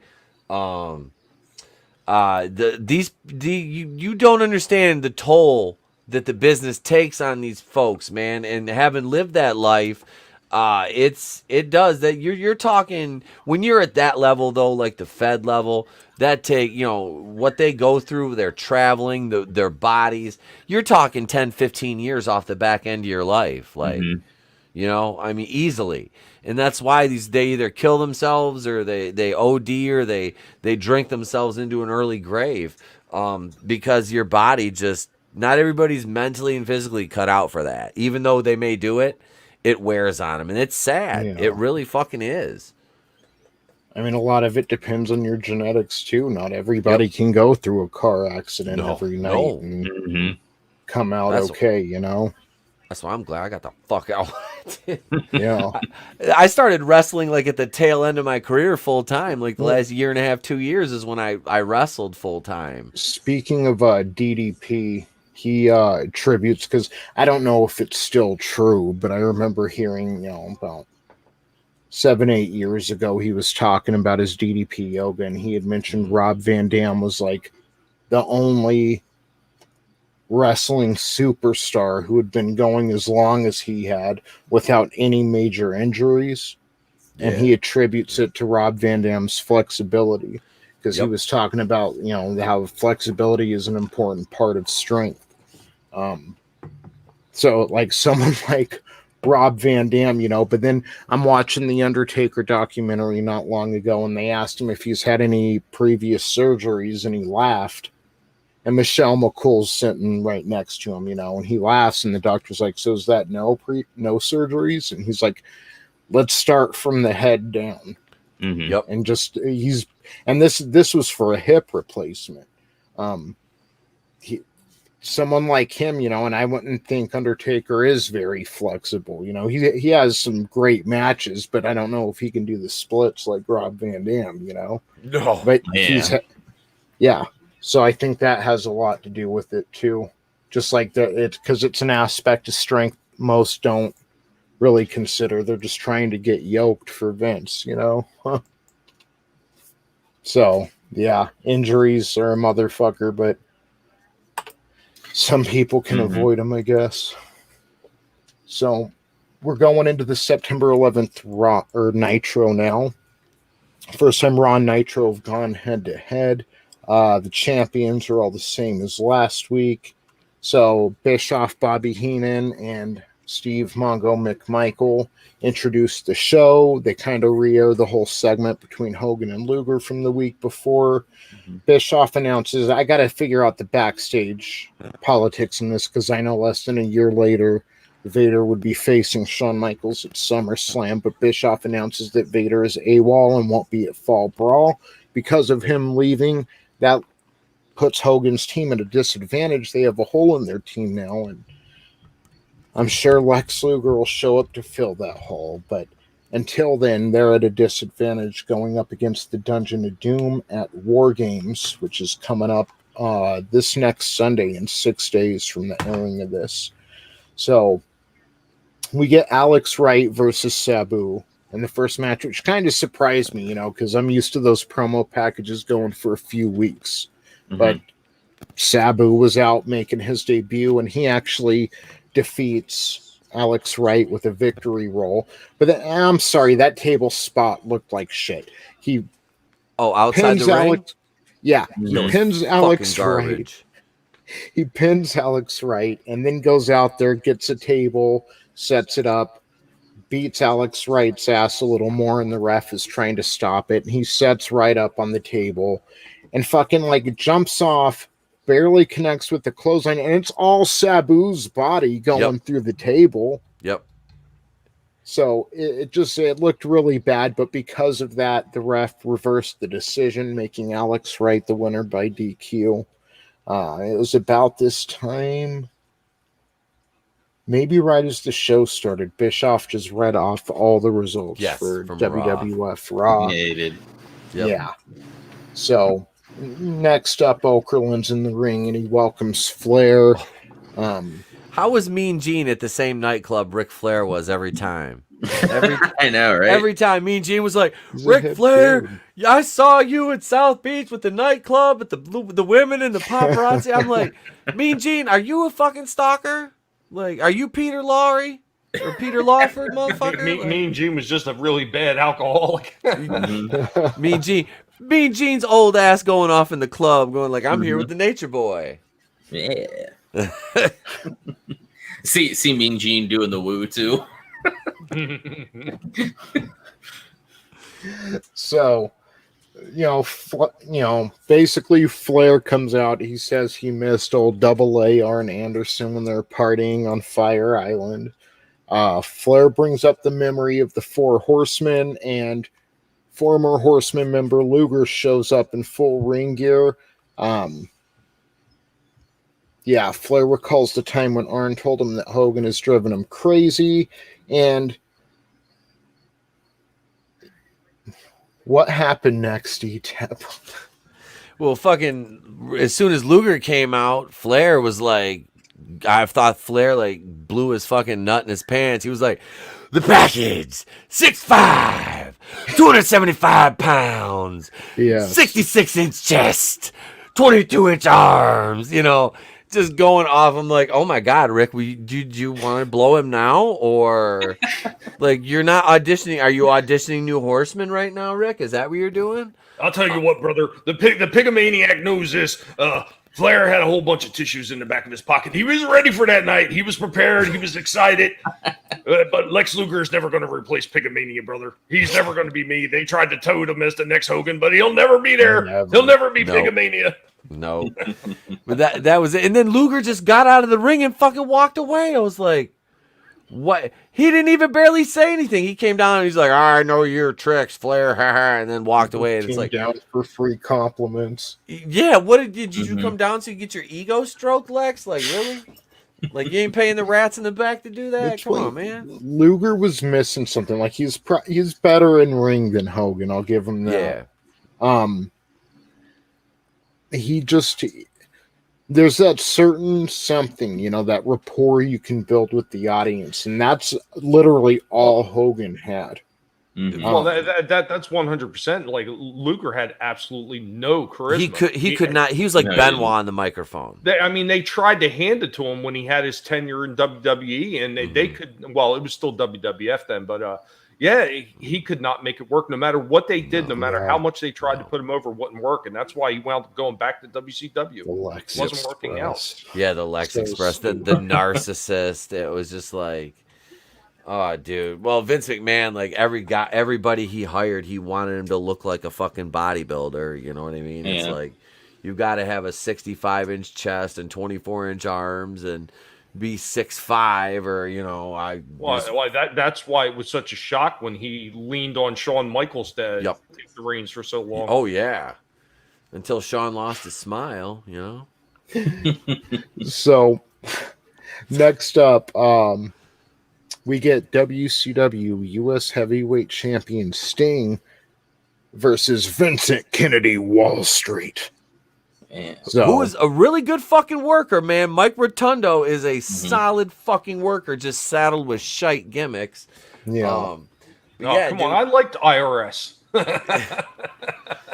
That shit was funny, though, when he said that in the promo. The IRS is going to be watching me real close. I was like, oh, shots fired. Mm-hmm. But no, seriously, like, he was the best when he was tagging with Dr. Death in the Varsity Club back in the day, man.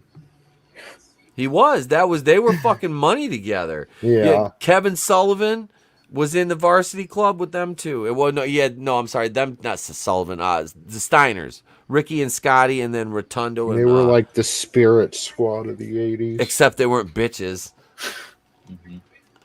I hated that shit. Like, you can't go from Stone Cold Steve Austin to the Spirit Squad. You can't. I was just jealous of Kenny Dykstra getting paired with Victoria. I was in love with her.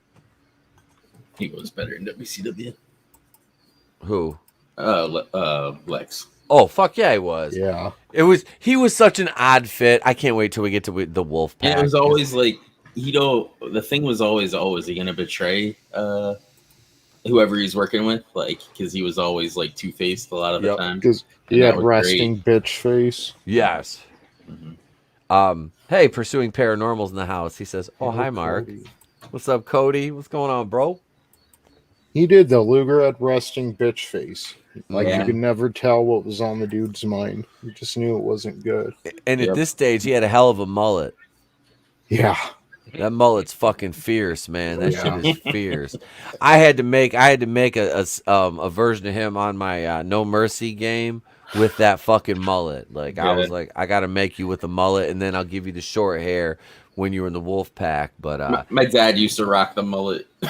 Didn't he have the ponytail in the Wolf Pack? He did for a minute, and then he cut his hair short. Because remember when Elizabeth started coming out with him, like he had his hair was cut short. Mm-hmm. That's when he was teaming with Bagwell, when they were the what was it? The Hollywood Cunts. I think something like that, yeah. The Cunt Bagwell Express. shit. I liked Buff. He was just kind of funny, and he was like a decent worker. He's in that fucking Gigolo House show now. He was anyway. That was funny. Is he? Yeah, he was definitely entertaining, and especially in his early days when he was tag team with Norton. Oh no, Scotty Riggs when the American Males. Oh yeah, Riggs. Scotty Riggs. Not Yep. Norton, Riggs. Yeah. Yeah, because Riggs went on to go. Remember they split up. He went into the Flock and he started wearing the fucking eye patch. Wait, no, was that him? Yeah, Riggs wore the eye patch. I like the Flock. That's and Tommy brought up Raven wearing his street clothes. That right there, because it originated in ECW, and that right there, Raven and the Sandman are the reason that Kurt Angle went to WWE and didn't go to ECW. Yeah, because of that infamous cross match. They crucified the fucking Sandman, and Angle is like a devout Christian. He was like, and fucking he was pieced out. Wow. Yeah. Yep, he pieced out. He wouldn't have been. I liked Raven. I love Ravens. Scott Levy has the best psychology for the business, probably of his generation. Honestly, it was just such a shame that he suffered so many damn health issues. I mean, I remember when they finally went over to TNA. I mean, he was a bloated mess. Mm-hmm. Yeah, Angle wouldn't have been a good fit in ECW. No. And like just based off who he is, not even his character, which was perfect in WWF. That was the perfect character for him, but just ECW isn't the right fit for him. The crowd would have hated him there, and it would have got him over as a heel.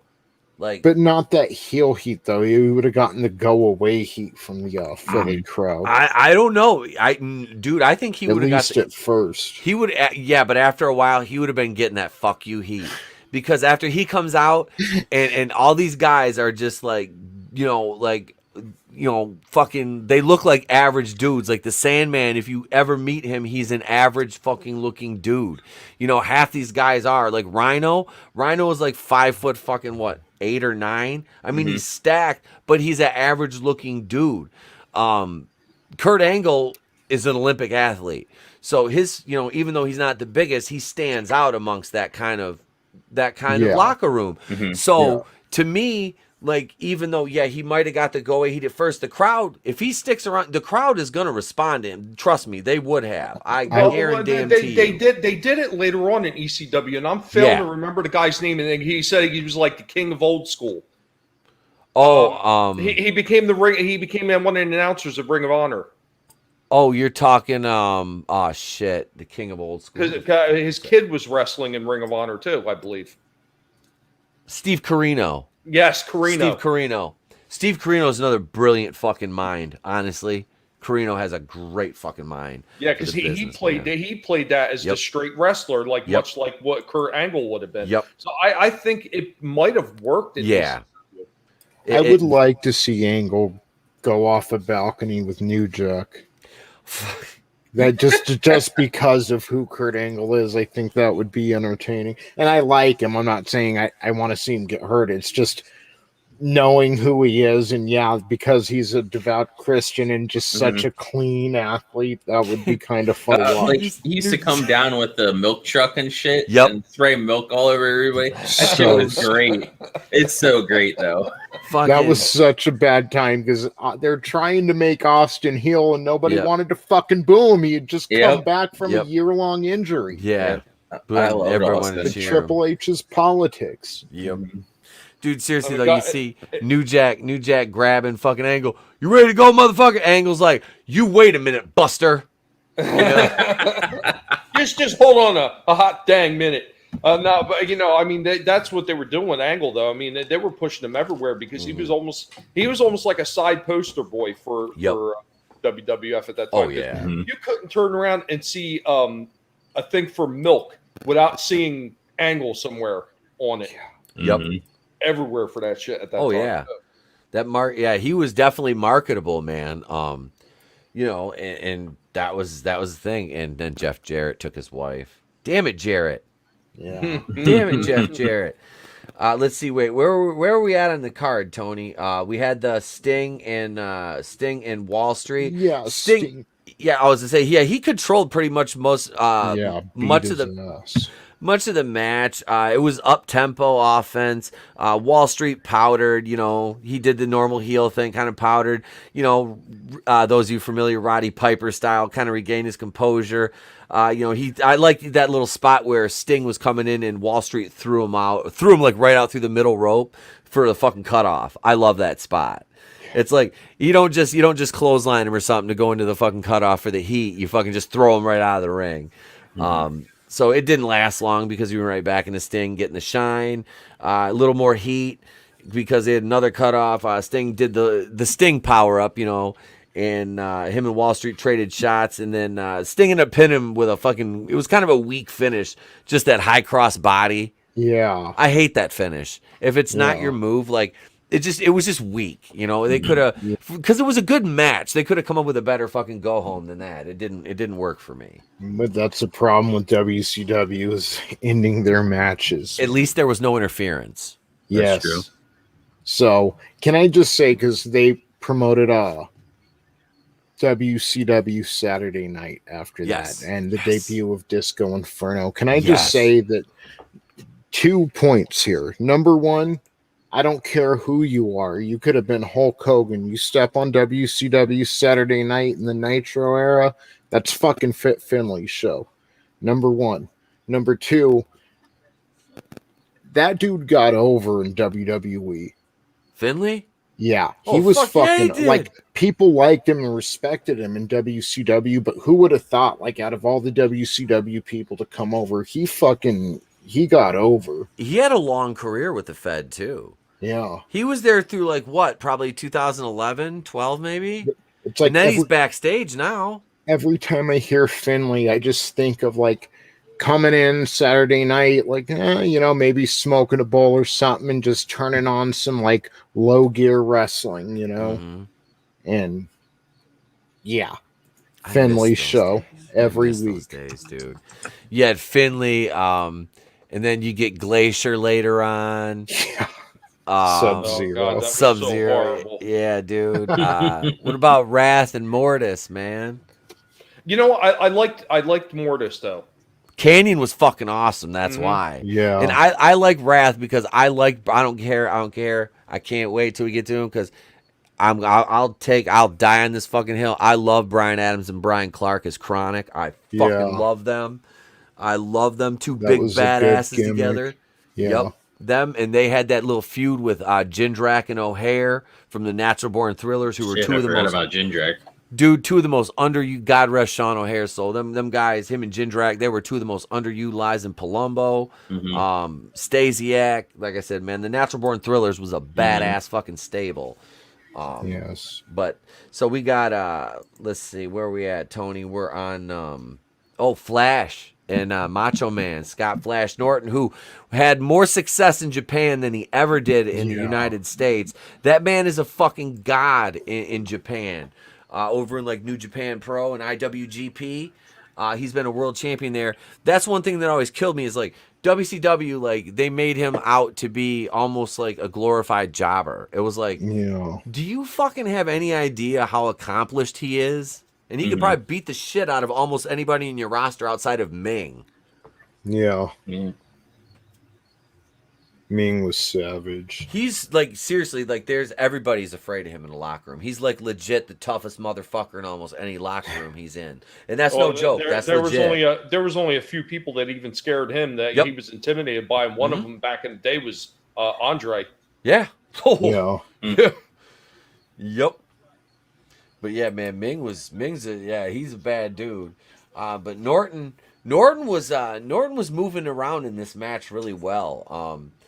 I always liked Norton. I was like, especially when he joined the NWO, it just seemed to fit him better than like Scott Flash Norton. He was a big, arm wrestler, and he was known in Japan, because he repped the NWO over in Japan with VK Wall Street, NWO Sting later on, and Masahiro Chono and Tenzan. Who would he come out with? Was it Hennig or Buff Bagwell? Who would he come out with it? Bagwell in the NWO? They were Vicious and Delicious. They tagged for a minute. But that was when they're in the NWO? Mm-hmm. I don't remember Vicious and Delicious. Yep, that was their tag. That was their tag team, man. Yeah. So, yeah, here's the beginning of a not so great career in WCW. But at least it's Randy Savage. But yeah, Scott Norton does the job. Yep. And it's such a fucking stupid way, but it's a WCW finish. Go ahead. Because you have 900 members of the Dungeon of Doom that run into the fucking ring. And fucking, what's his name? Not Tugboat, but Earthquake there. Avalanche. Or Shark, the human shark or whatever he was, fell on fucking... Shark Attack. Shark Attack, yeah. He falls on fucking Norton's legs, and then Macho Man, I'm gonna go top Scott Norton. Here I go, brother. Oh, yeah. and hit the elbow. 1, 2, 3. And then Norton gets up and argues with the fat guy.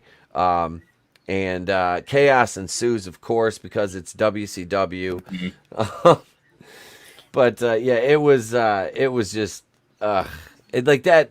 The Dungeon of Doom, and I love, as much as I love the NWO, it got bloated when there was like 75 motherfuckers in it. But this, like the Dungeon of Doom, you had like Brutus the Barber Beefcake. It's like you had fucking Ming was in there. You had what's the other? We had Kevin Sullivan. Humorous. Yeah, Hugh Morris was in there. Who's that? Bill DeMott see, that dude was another one. He's a good fucking worker. He's an awesome try. I guess they fired him from the performance center because the recruit said he was too tough on us. I'm like, if he's being too tough on you, you don't need to be in the wrestling business. You're trained to be rough because that way your matches go smooth. Well, that's why you're getting some of these guys that come out now and they get broken like so easily. Yep. That's it, man. But yeah, that finish was just, it was such a schmoz with all those fuckers coming out there. Macho Man got out of there. But yeah, then you had Norton and Fatty 2x4 arguing in the ring. And but didn't Sting and them come back out? Did they run out for that one? To help no, that was after beating up Macho Man. That was after the main, wasn't it? Yeah, that's the main event. That's the main. That's right, because that's the next time you get all 75 motherfuckers out there. Yeah, it's Lex and Hogan as the main event. At the beginning of that match, I will say this: Hogan worked a little bit of chain on Luger. If you watch, he was doing some, like I was watching him. I'm like, look at Hogan transition. I'm like, I was like, Hogan showing some chain here on Lex because Lex, you know he was doing that shit because there was a little bit of real life heat between them because Luger legit thought that it was his turn. Mm-hmm. And that was the old bull showing the young bull. No, not yet, little. Because I think he stretched him a little bit when he got him in that. It was like that headlock and like I think he had like almost like a calf lock on him. I was like, he stretched him a little. He did. Hogan was stretching him, going, "Yeah, fuck you." Mm-hmm. That motherfuckers will them old vets will do that. They will do. Somebody did that to Hogan earlier in his career and fucked him up. Broke his freaking leg. Was it Bruno? Was it Bruno? Or no, I think it was Vern? Before. Yeah, it was Vern. I think it might have been Vern. Vern Gagne. It was quite some time ago. It was early in his career. It was before he ever took the Hogan moniker. He was still Terry back then. Terry Atlas. AWA. Mm-hmm. Yeah, Vern Gagne. He didn't like Hogan. Nah, he fucking stretched him. Yeah, he fucking busted his leg.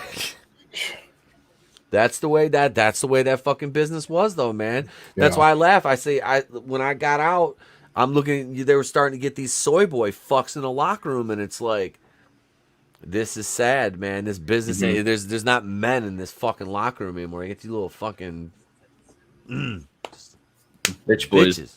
Little bitches, man. It's sad, Yeah, it's a fucking sport, And that's the thing that pissed me off is like, in Mexico, this shit is treated with reverence. It is. Mm-hmm. It's, in Canada, man, this is a fucking, in Great Britain, in Ireland, and you come to the US, even like Japan. Oh fuck yeah, Japan. Yeah, that's what I like with AEW. Like they're like introducing New Japan wrestlers and stuff in with AEW.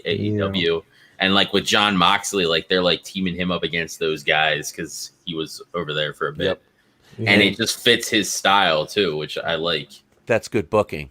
That's smart fucking booking. Yep. And WCW did that, man, when they started bringing in, the luchadors and the guys they bring in some of the guys from Japan occasionally. And it was nice because it was a change up and it gave the audience something fresh. And, a Luger and Hogan match ain't fresh, but neither was the finish. Let's be honest. That was the best part of a WCW show. Everyone knew the main eventers didn't wrestle like the luchas. Nope. Yep, you were coming to see the hungry. A lot of you wanted to see your big names, but at the same time, it's like you knew you were going to get a treat because you're going to get the luchadors. You're going to get some more international flavor on the card, and then the Benoits, the Jerichos, the Dean Malenkos. But I mean, that's the whole thing. I mean, who WCW have to thank for all that? Like all those guys, Benoit, Jericho, ECW, Eddie Guerrero. ECW, and including all the luchadors because Psychosis was there, Mysterio. Oh God, what was the other one? Super Crazy Guerrero. Oh yeah, Eddie Guerrero. Yeah, Juventud. Yep. Yes. Juventud Guerrero. Yeah. Paul Heyman, man, he's affected this business. Related to any of the other guys, but and Heyman was with WCW. Paulie Dangerously, the Dangerous Alliance. Motherfucking had probably one of the most prolific stables, man. He had Rick Rude, Steve Austin. He had fucking who was Bobby Eaton? Who the fuck else was in there? They had some heat in that stable. Yeah. But it was so fucking good. But yeah, Paulie, man, Bischoff raided the fuck out of ECW though.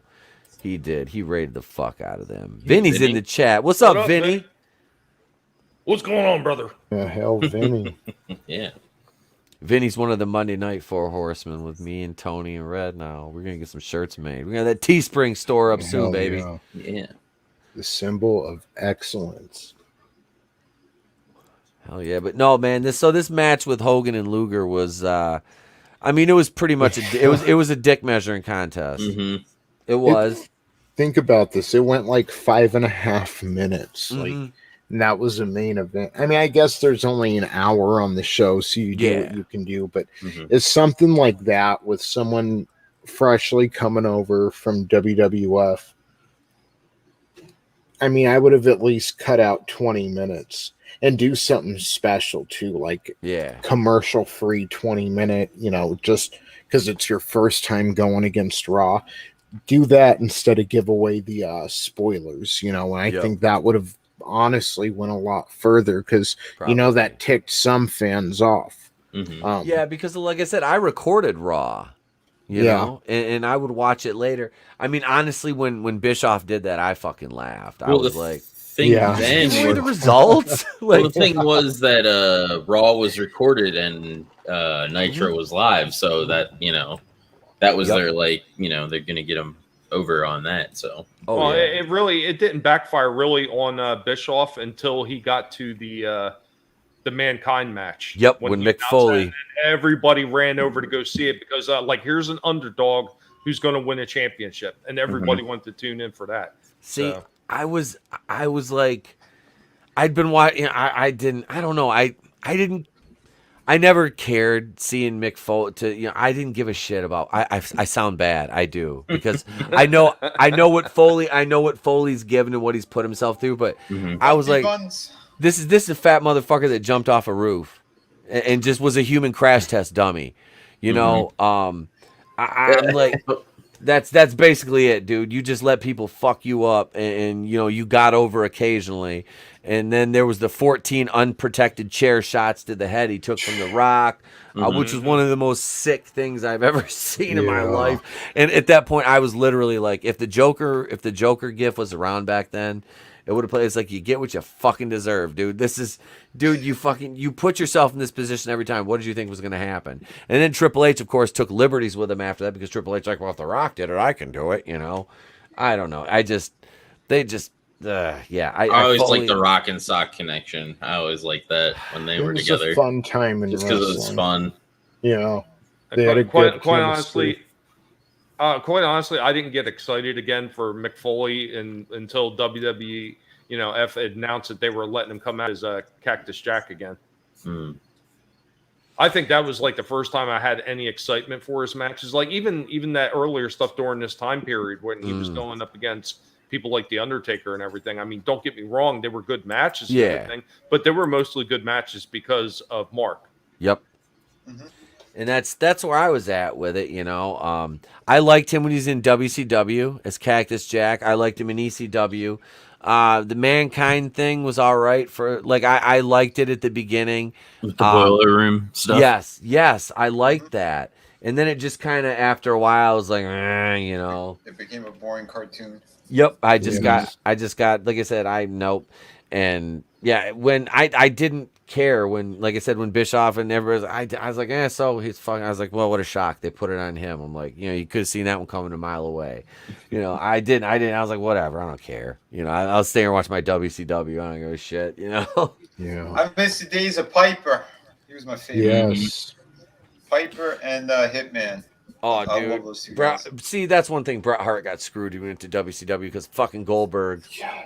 Oh my god. Yeah. Just the whole time Bret was in WCW, they didn't do anything. They didn't know what to do with him. And it's because they let Hogan and people like that run the show. Well, dude, Nash had the book at that point, I think. Nash was booking the fucking shows. So it's all the clique. It's the clique at that point. Yeah, all they wanted to do was steal the talent away. That's it. It's McMahon doesn't have them. That's all that shit was. And while they're there, it's like, okay, what are we doing? Yeah, didn't know what to do with them. They were paying guys to stay home. That's why they were losing so much money. And like I said, I say this is a pure WCW fucking fan. It was like they have I have printed copies because I've created the whole roster on my Nintendo 64 over the course of 2 game packs for WWF No Mercy and 6 or 7 controllers. I have 200 some creator wrestlers, and I need Bunkhouse Buck and Dick Slater and Craig Pittman, the Pitbull, and the Renegade, and there's a few more guys I haven't made yet, but I've got a lot. And I fuck David Arquette. I won't acknowledge that fucking asshole. That's why I brought it up. I will give him credit because he redeemed. I love Ready to Rumble. I do love the movie, but seeing it happen I was like, this is bad. I got one for you, Etep. What about Stan Hansen? Oh, the fucking lariat! Holy shit, dude! That motherfucker. Yeah, he was still wrestling in WCW, you know, in the early 90s and shit. And I saw some of his shit from Japan. Oh my God, dude, that man is a monster. I nothing but respect for the Lariat, man. That guy was a bad motherfucker. Back when men were men. Yes, him and his big ass mouthful of chaw. Yeah, man. Or if someone, like, people would go into business for themselves back then, like, so they could be paid off and fucking straight tap a motherfucker out and walk off with your world title. Like, hold your fucking promotion hostage. They wouldn't fuck around. No, that happened in the territory days. You know, it did. I like the cross promotion stuff. Like AEW is doing a lot of that, so you can have a guy title. Yeah, so Christian Cage has the Impact title, so you can go to like other things, win their titles, and then so there's like that cross promotion, which is nice. Well, I told you guys that I worked with the Ranjit Singh or whatever, the little Indian dude. Yeah, Ranjit Singh. Yep, I worked with him. That's Hakeem Zayn. That's my boy Yus. I worked with him since like 2008. Him and Jake something on their roster. He's another one. I've known him since it motherfucker was about 200. He was about 200 pounds when he got in, and he's a fucking monster now. Him and there was another cat on TNA's roster that I worked the indies with. I was like, oh shit, look at you up here. And I love seeing it, man. I do. I love it. It's fucking awesome to see that shit. Like remember Zach Gowen, the one-legged dude? I worked shows with him for 3-4 years. That motherfucker, he carried around that fanny pack because he was a pill addict. You ever see a wrestler with a fanny pack? It's full of pills. Don't let him bullshit you. It's full of fucking pills. Yeah, you had to GoFundMe for a hip replacement. What he did to Vince, that was fucking awesome, with that blood spraying out the side of Vince McMahon. The look on his face. Like Vince McMahon had been through so many matches at that point, and then he gets in the ring with the one-legged, which didn't even make sense. Yeah. That was Vince just, I want to kick his ass. And he gets in the ring with him, and that dude fucking kicks a chair, just drives it right in the fucking side of Vince's head. Yep. And this isn't a cut. I mean, blood is spraying out of the side of his fucking head. Yeah, he got look on Vince's face. He got fucking hard-weighed. He got colored awesome. Fucking hard. That's called getting hard-weighed, and that's exactly what that was. Beautiful. Yeah, if anybody, it couldn't happen to a nicer guy. Oh yeah, McMahon's such a piece of shit. Yep. So we got the end. We got the end of the Hogan. Oh, how did this fucking match end? Let's see. It ends with the Hogan does his whole routine like he's gonna beat Luger, but the Dungeon of Doom ends up interfering, and then his Fall Brawl partners run in, Sting and Savage. They clear it out, and now they have this gaping wide hole in their team that they need filled. And anybody? I want to ask you a question, Lex Luger. Why, when the Dungeon of Doom were beating on me and Hogan, why didn't they touch you or Sting? Answer me that. That was perfect. It was. That's right, brother. Preach it. That was perfect. Like, I think Slim Jim is going to copyright us. and Sting was sticking up for Luger or whatever, saying that he won't betray them during the match. Yeah.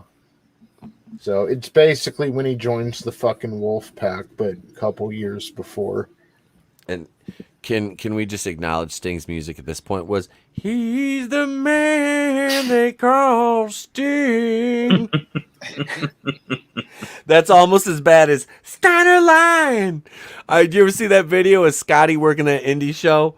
They played that music when he come down. Now this is after like TNA. He's done. Yeah. Big Papa Pump days, at the end of his, and he come down and he's like, cut that fucking music. I told that fucker not to play that stupid ass fucking song. I always hated that fucking song. He just goes off.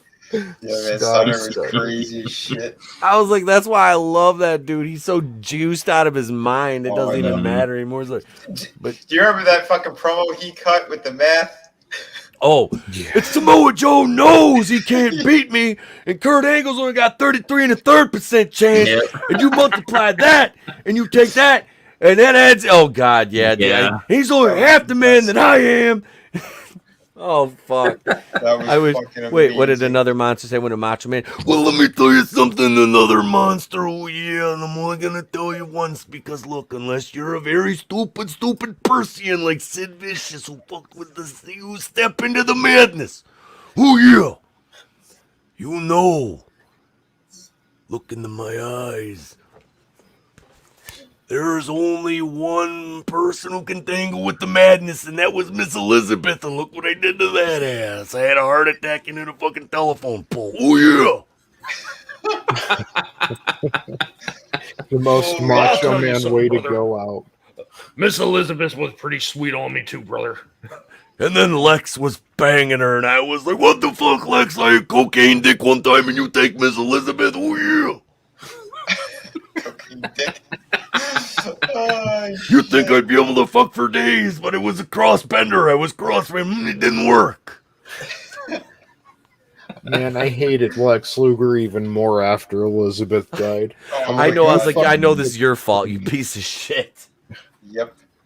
That's why we see him all shriveled up like that now. It's like, God, he looks terrible. Holy fuck. All them steroids, boy. Yeah. Oh, and then all the other drugs he did. Yeah. Another monster. You don't know if I'm Macho Man or Doom Tap. You don't know. You don't know. Before Luger was shriveled and in a wheelchair, and before Elizabeth was dead, he was standing in the ring, and he agreed to join their Fall Brawl team on the condition that Hogan gave him a rematch, which will no doubt end in DQ again because it's WCW. Mm-hmm. So, like this, think about this, like how they give him a 5.5 minute match. It's an hour-long show.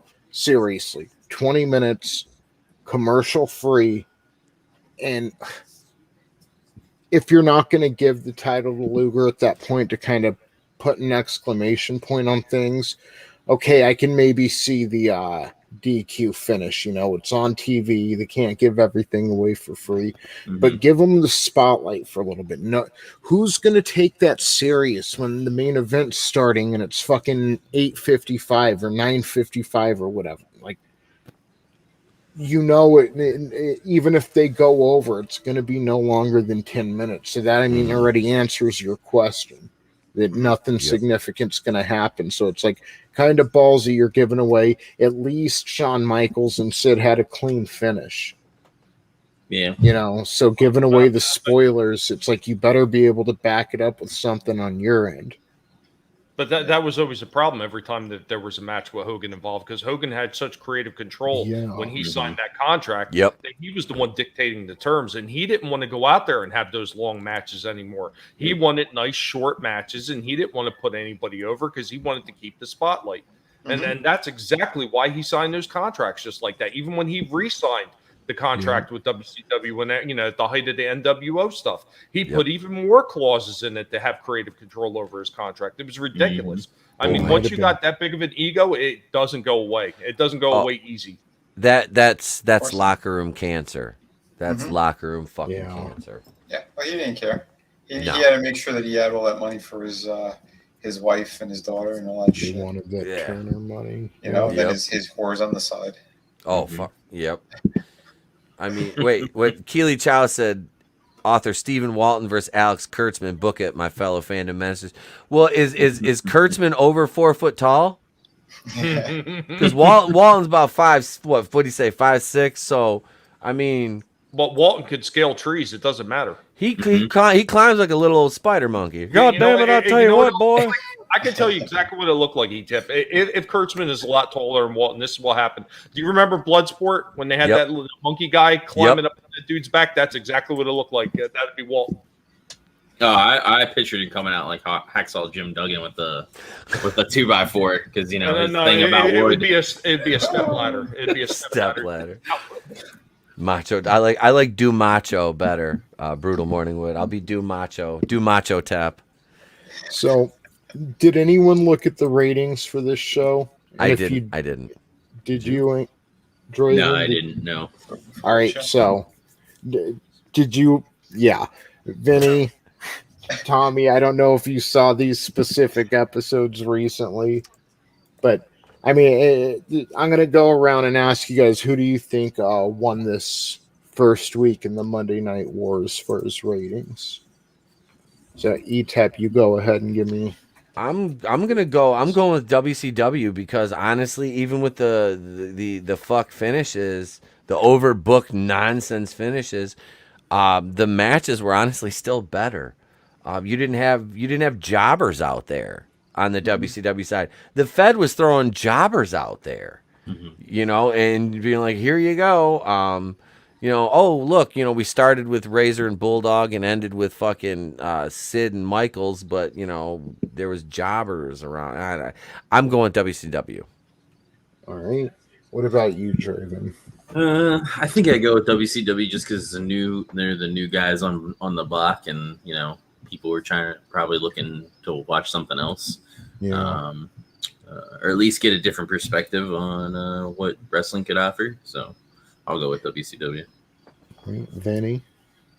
From what I remembered from back then, I thought that WWF still had it, but they were right on their tail. So I think that first week, I think that it was still WWF. I think the following week ends up going to WCW. Right, Tommy.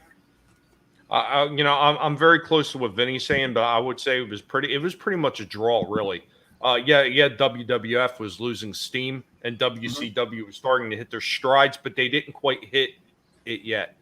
They were still trying to find their footing, I think, at that point. So, yeah. All right. Well, the ratings were for the week of September 11th, 1995. And this is kind of crazy considering Nitro by itself got a 2.5 the week before on its debut, going unopposed. Raw drew a 2.5 and Nitro drew a 2.4. So WWF actually, Vinny had it right on the head. Damn. Yeah. Nice. WWF won this round, but that's kind of insane because if you think about it, that's only like 100,000 viewers crossing back over from Nitro to Raw at that point. Yeah, because everyone wanted to see what the fuck was going on. Mm-hmm. Yeah, because it's say the Fed's production value was a lot better. Yeah, and just their filming is a lot better. But yeah, their execution, like WCW was really lucky the NWO angle took off how it did, because WWF, even when they were doing like kind of lamer storylines and characters, it's just the smart things like finishing a match a certain way or putting things in. WCW, there was a lot of weird pacing to how they do things sometimes. You can't have every fucking match be a schmaz at the end of it. You got to have some clean finishes. Or even if it's not a clean finish, a 1, 2, 3 in the middle of the ring, a DQ, but no interference, or a count out, something like that. You can do that and still advance your storyline and not hurt either worker's credibility. But when you consistently have a schmaz finish to every match, that damages your product. Yeah, it's exactly that, Etep, because you want to build up and have all that craziness happen for the pay-per-views, because that was the big payoff. That we finally get to see these guys, having it out right there in the pay-per-view, and the winner fucking, they're the top of the mountain. Yeah. But if you blow your load, you're gonna fuck it up. If you do the cheap finishes. It's gonna fuck it up week to week, and that's what they ended up doing with WCW. They try to put a Band-Aid on, going, "Well, look who we have here now this week." Yeah, but they were always kind of on cruise control when it came to certain aspects of the show. Mm-hmm. Well, I think there was one thing that a lot of those wrestling companies always failed to utilize, even back then. I mean, if they wanted to have a match where they didn't want to have the new guy take the title, or they wanted to make both wrestlers look good, why didn't they utilize the time limits? Well, that was the TV. That was a big thing with the TV title. That's you saw a lot of those matches go and go the time limit, which was 10 minutes, I think. And that was a good way to, keep the belt here, on the champion and keep your storyline or your feud going without, hurting the momentum of either worker. And that is a good point. And it's something, like you said, like the count out or DQ or something like that, without outside interference, that you can, the old foreign object thing, the gimmick in the tights or the gimmick in the boot, and actually DQ him for that. A lot of the problem was the referees would let these guys blatantly hit each other with chairs half the fucking time, and they just wouldn't say anything. There was no clear rules for disqualification. Yeah, but even with a disqualification, it makes the guy that had to go, resort to those tactics look bad. So when you go to something that it just runs out of time, neither one looks bad. Yeah, They both walk out looking good. And it just always shocked me that they didn't utilize that more. I mean, there was something built right into the system for that reason, and they just failed to utilize it for whatever reason. Probably just they weren't paying attention. Thinking they could do something more exciting. Yeah, absolutely, they didn't. Yeah, what they were looking at were all right. They just set up these matches and they go, okay, wait, who's the lineup tonight? Well, what big star are we going to pull out here? Okay, and then they want to make sure they have just their time for the big names, Nash, Hogan, Razor, all that stuff, and then who they were going to introduce. Who's the who was one of the first ones that they switched over after Hogan? The first one was actually Hall, technically. Well, it was the Giant joined the NWO. Is that what you're saying after Hogan? Yeah, he was that early on. Yeah. Mm-hmm. Okay. Yeah, he was real early. And then Macho Man, and I don't know if it was right away, but Macho came over and Ted DiBiase. Oh, yeah. A few others. You're right. Yeah. Fucking, it got so big. By the time 1998, 99 hit, every other song was NWO, on the undercard. You'd have a WCW guy come out and then an NWO guy, and you would hear that theme so Didn't much. they have the red and black versus the white and black too? Yeah. At some point? Yeah, that was much later on, though. Yeah. And then you wind up getting splinter groups, like you got the LWO. I remember that with you and Toot and all that. And then Stevie Ray's black and white NWO. Once everybody moved over to Wolfpack. Jeez.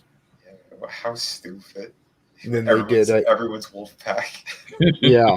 When they turned in the New Bloods and the they had the New Blood and then the Old Bloods too at one point. Yeah. The New Bloods and the whatever it was. That's when Vince Russo made his way over. Yeah. Oh God, what a fucking nightmare that guy was. Yeah. Oh yeah, GI Bro. Well, what was good about all the expansionism of the NWO? There was one good thing that came out of it. You got the BWO and ECW. Bro. I got a great idea, bro. You're gonna love it, bro. We're gonna put Buff Bagwell's mom on a forklift. On a forklift on a pole match. Buff Bagwell. Oh my God. We're gonna put Buff Bagwell's mom Judy on a pallet, bro, on a forklift, bro. We're gonna have a Viagra on a pole match. Bagwell. I heard a rumor about did he really become a male escort after he left wrestling? Yes. Yes, he was on that show Gigolo House. Holy shit. Was that on Cinemax or something? Yeah. That's fucking hilarious. Dentures on a pole match. Holy crap. I met a couple of those guys Kevin Nash. He's got some artwork of mine as well. Okay. We were at this convention and he was the way they had it set up, it was the artists were on one side and the celebrities on the other, but we were facing each other. Uh-huh. And he's staring at me the whole fucking day. I'm what the hell, man? It's creepy, Mm-hmm. It's this fucking giant guy. He finally comes over. I'm what the hell does he want? And he's like, just breathing heavy because he got like that deviated septum. He's it's like the fucking Hulk. I'm like, hey, what's up, man? And literally, he's like, I'll eat that piece. I had a poster of the Incredible Hulk like running towards like the viewer or whatever. He's like, how much is that? I went, oh, that actually sold. I had it in a frame and everything. I'm like, oh, this is the family's gonna come back and pick it up later. And then he makes like this grunt noise. Like he's not even like talking like a human. He's just making these noises. I'm like, I got other stuff here if you want to take a look. And he doesn't even like touch anything. He just goes, I like the Beatles, because I had that page open where I had done a cover for like the graphic novel. And I said, oh yeah, I got that if you want it. Yeah, I'll take that. I think he goes, you want a photo? I'm like, yeah, sure, man. So he comes around the table, like, he puts his arm on me, and he's like a full head taller than me. I'm 6 foot. He's like 7. Yeah, close to it with the boots he had on. He was probably a little bit over 7, and he's just like, I thought the air conditioner broke or something. It was just hot air on top of my head. He's just breathing. I'm like, oh my god, this is gross. Sitting over top of you smell pretty good. Got a pretty mouth there, boy. Hey, I'm just gonna rest my chin on the top of your head. I'm gonna breathe down the front of your face. At least he didn't start eating soup off the top of your head, I guess. Yeah. Yeah, it could have been worse. Right.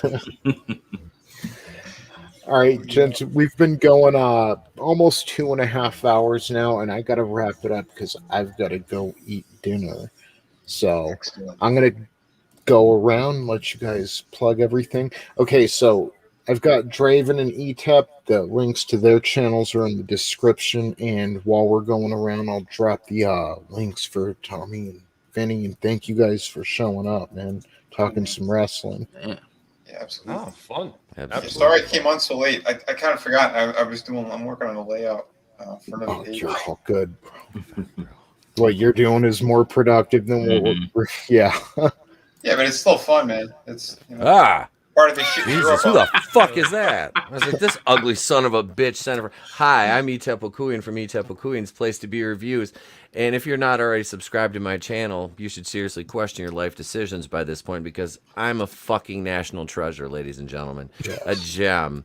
A fucking very humble and elegant man. Sorry. Oh, yeah. I got lost track. No, I can't really do that right now.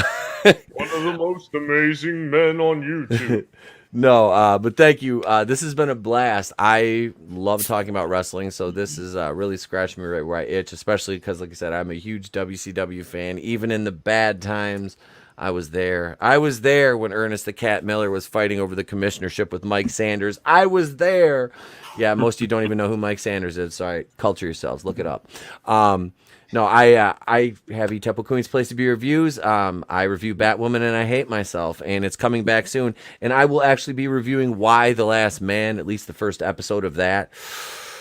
Oh, it's going to be horrible. Join me, won't you? Tomorrow night, my Rogue Entertainment show, Going Rogue, episode 35, I believe we're up to. Tony and I will be on, and we'll have some guests. I have been so busy this week, I have not scheduled anybody yet, but we will have some guests on tomorrow night for your entertainment. And as well, Thursday morning, I will have the morning show and maybe a single release video tomorrow. I apologize. I have not had time. I was busy as hell today with outside things. So I will get a video out tomorrow. We'll have the live show. And then I will be in Cincinnati this weekend for Horror Hound, hanging out with hanging out with Draven and the Bullshitters and Adam Shawhan and Nick from Echo Base. Not to name drop or anything, but yeah, kind of a big deal. No, it'll be fun. And all the other whores. Don't forget about the other whores. I can't wait for the other whores, because my wife is especially looking forward to the whores. So we are, it's our 10-year anniversary. We're like, why not celebrate with the whores? Thank you. Yeah, I got my wife to go to a horror movie convention and hang out with my YouTube buddies for my anniversary. How fucking awesome am I? So yeah, and come over and subscribe to the Place to Be Reviews. Tony is my co-host Mondays and Wednesdays. Vinny is on Monday nights now. He's part of the crew on Mondays with Red Gaze and Tony and myself. Draven's a normal guest over. Tommy, are you free tomorrow night? Do you want to come on? What time are you going? 8:35 we start. I'm not 100% sure because JJ has the movie talks that he does too, and usually they always ask me to stop by. I'll see what's going on. I'll let you know. Right. Yeah, if you're free, I'll drop the link for you, and you're free to stop by, man. Awesome. Absolutely. But yeah, so and subscribe to all these fucking wonderful creators on this panel. Back Shadow of the Kraken, man, get that. That's in demand. You can get Through the Woods right now, and City of Venus are still in demand, but Through the Woods will only be available for a short time because when it's gone, it's gone. Am I right, Vinny? That shit is good. I'm right. Hardcover, beautiful, 100-page. Yes. Fantastic book. Support these independent creators. And I just read, I had the opportunity to sit down and finally read this today, which I got mine that I need to do an unboxing for. I read it, and I immediately messaged Katie. I'm like, I need more of this, like now. I'm glad you brought that up, Etep. I have to go out and check my mail today. It's actually was supposed to come today. It's wonderful, and I got the art prints to frame. Nice. So yeah, subscribe to Tommy and Vinny and Draven, and make sure you subscribe to Tony. And if you're so inclined, you can subscribe to me as well. But yeah, support your independent creators. And thank you, Tony, for having me on, man. This has been a fucking blast. I look forward to next week now. Yeah, gentlemen, it's been a pleasure. Hell yeah. Thank you, brother. Well, thank you, man. Awesome. And Draven, what's up, man? Hey, not much. I'm Angelus Draven, one half of the Fallen Angels. I do gaming and entertainment over on my channel. I did a AEW All Out review and discussion with Tommy and a few other people over there. I want to try to make that a regular thing where we do mostly AEW pay-per-views, and then we'll watch them, and then afterwards have a discussion on what we saw. And then anybody who's on the panel or in the chat that is into wrestling and wants to be on that, just hit me up. I know we had a couple other people like Slasher and some other people in the chat wanted to be part of that. So, Nice. yeah. Austinator. I'm friends with one of the wrestlers over there, female one, the librarian, Leva Bates. Okay. I don't know if you're familiar with it. I'm not. I just kind of started. I've been watching mainly their the moves that they've been making as far as signing people, and I'm seeing some parallels as far as WCW goes, but like in the right direction. That's awesome. But yeah, and then after this, I'm gonna be probably doing my stream of Final Fantasy 14 over on my channel, and Shadows will probably be joining me. So yeah. You got to try Final Fantasy 14. It sounds It's good. awesome. The story is really good. It's a lot better than a lot of some of the stuff that we've been getting. Especially when it can move you to like cry and, stuff like that. The story is good. Fuck Naughty Dog. Yep. Thanks for coming on tonight. Yeah, always a pleasure. Blast. Yeah. All right, next we got Mickey James Mania. Well, I'll tell you what, brother. I was down in the cage and I was doing push-ups and I was getting the 27-inch piggy paw pythons up and flexed and ready to go. And brother, that you got to do that if you want to stay in the game. Nah, you know what? No, it was a lot of fun being on here and talking a little bit of wrestling. I wish I was actually a little bit more aware which weeks you were talking about, because then I could have brought just a little bit more to the chat. So, holy shit, I remember seeing all these things from years ago. I remember like one of the first wrestling matches my father took me to would have been in the late 70s, and Bob Backlund was the champion at the time wrestling. Shit. So, Sweet. yeah. That was a long time ago. Holy shit, was that a long time? It was back when it was still the Spectrum. So, I grew up on a lot of this stuff. I've only recently kind of walked away from WWE and their ridiculousness. It's not entertaining anymore. It's not like the old stuff. The old stuff was entertaining. It was, it was fun. It was actually fun to watch. And there back then there was still a certain era of you didn't know what was going to happen until like you had people like Bischoff running their mouth all the time. Mhm. But I mean, there was a certain era you didn't know what going on. There was still a little bit of that the kayfabe going, the locker room hush. So people were kind of protecting the business still at the time, and you just don't have that anymore. So it's fun to actually be able to come and talk about that. So if you want to stop by and see what I'm doing on my channel, usually we're talking about old toys, old movies, retro toys being done right, and taking like huge big nibbles at YouTube and their ridiculousness. But one of my latest videos that I put up was making fun of the Koof names that have been coming out lately, and you know what? Very Revenge of the Nerdish like. So I had to have a little bit of fun with that. So, and then of course every Monday at 6 p.m. Eastern we do Going Old School retro discussions, where we get together with a panel and talk about those old things from the past and we enjoy so much. Tony, I really appreciate you having me on. Make sure that you subscribe, everyone, to these awesome people that are on the panel. They are all incredible people. And you know what? Thank you for being here. Remember, never let anybody tell you what you can and can't say, what you should or should not watch, because your silence gives consent.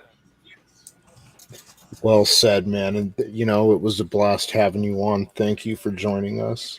Oh, my pleasure. My pleasure. Oh, yeah, man. Yeah. I didn't know All right. he was a diehard Mickey James fan. She has some of my artwork as well. She's very nice. She's beautiful, man. Yes, she is. Yes, she is. She's a great hugger too, by the way. That's awesome. Next time, smell her hair for me. What Again? kind of Okay. hugging are you talking about here, Vinny? God damn. You mind your business. Everybody, it was an honor to be here. I grew up with all this stuff too. And I remember a lot of this. And it brings back pretty good memories as well, up until when it got bad. But it's always fun to talk about this stuff. Dude, before Piper passed away, I was listening to his podcast. He had a Piper's Pit podcast. Yeah. That shit was gold. Rest in peace, Rod. Yeah. But yeah, man. I love this stuff. So I'm going to try to catch next week as well. But in the meantime, guys, please check out all my projects that Etep mentioned earlier. Through the Woods, City Venus, the art books, Shadow of Crack, and the newest one. I'm literally still working on this layout for another page, but I'm trying to get this one done by the end of the year, maybe bleeding into early 2022. So fingers crossed on that. But again, if I am late, it'll only be a little bit. It won't be years like some other people. But I'm a very trusted creator. 5 campaigns in a row. One is a hardcover book, and this was all like in 2.5 years. So, take that, mainstream. Suck a dick. You could also catch me doing the Fouch every now and then. We had the Fouch on the run tonight. I only made a quick appearance on the Rogue Entertainment, which was that was fun. But hopefully they'll get that rat bastard. Anyway. Thank you guys. Yeah, support everyone on this panel, everyone in the chat. You guys fucking rock. Have a great night. Yeah, bro. And thank you for coming on. And I mean this. Best Fauci I've heard. Yep. Best Fauci. Mm-hmm. Your Harrison Ford's good too. Yes. Yes. And Yeah. Alex Jones. All I was wrestling Kathleen Kennedy the other day. I said to the whore, first, here's a breath mint because your breath smells like shit. Second, I don't want to be in this film. And she broke my head. Oh, that's great. Oh, wait, do you want some Fauci tonight too? Yeah, I'm still on the run. They got a lot of documents on me. Yeah, I did some bad things, but you guys know it. I am the Mephisto of the real world. Hail New World Order. I think it's appropriate for tonight. This is the world if Captain America didn't exist. And he doesn't. I don't believe a word of it. That Fauci is like a god to me. The man is amazing. Fauci. Keep doing what you do, Fauci. Make sure that they get the vaxes. 16, 17 vaxes. Get to the chopper. We will save your life. Come with me if you want to live. Come with Fauci. You know it's the right thing to do. screw your freedoms and fuck off. Good night. Gain of function is a real thing. I made millions off of it. Take your shots. I'm on the way out, but as I go, I'm going to take you fuckers with me. Come on, man. Come on, man. Come on, man. Fuck you, Fauci. Fuck you, Infowars.com. Have a great night. Ivermectin. Eat the peace. Thank you. So, thank you everyone for showing up in the chat tonight. I'm a little new to this, but Keely Chow, Brutal Morningwood, Superfan, Adam Shahan, Bobby Daltrey, Jesse Hallbrighton. Yeah, I knew I was going to get caught up here. And I know I'm forgetting some people. Nano Reaper. Another monster. Another monster. Thank you, brother. Brutal Morningwood. Paranormal. Yep. Yeah, Pursuing Paranormal. Cody, thank you, brother. I'm going to just start repeating names now. Superfan, Keely Chow. Everybody, thank you. Thank you so much for tuning in for the first edition of the Monday Night War Retrospective. We'll be back next week. Okay, so we're at like a little bit of a... I don't know how we should handle the pay-per-views because that's a whole lot of wrestling for a week, but I mean, we know what happens. We can catch you up on everything and jump into the next week's, or if you guys would prefer the pay-per-views, just let me know. Either way, we're going to get all of it watched eventually anyway. But next week, we will be jumping into weeks 3 and 4 of the Monday Night War, episodes 3 and 4 of Nitro and the corresponding Raws.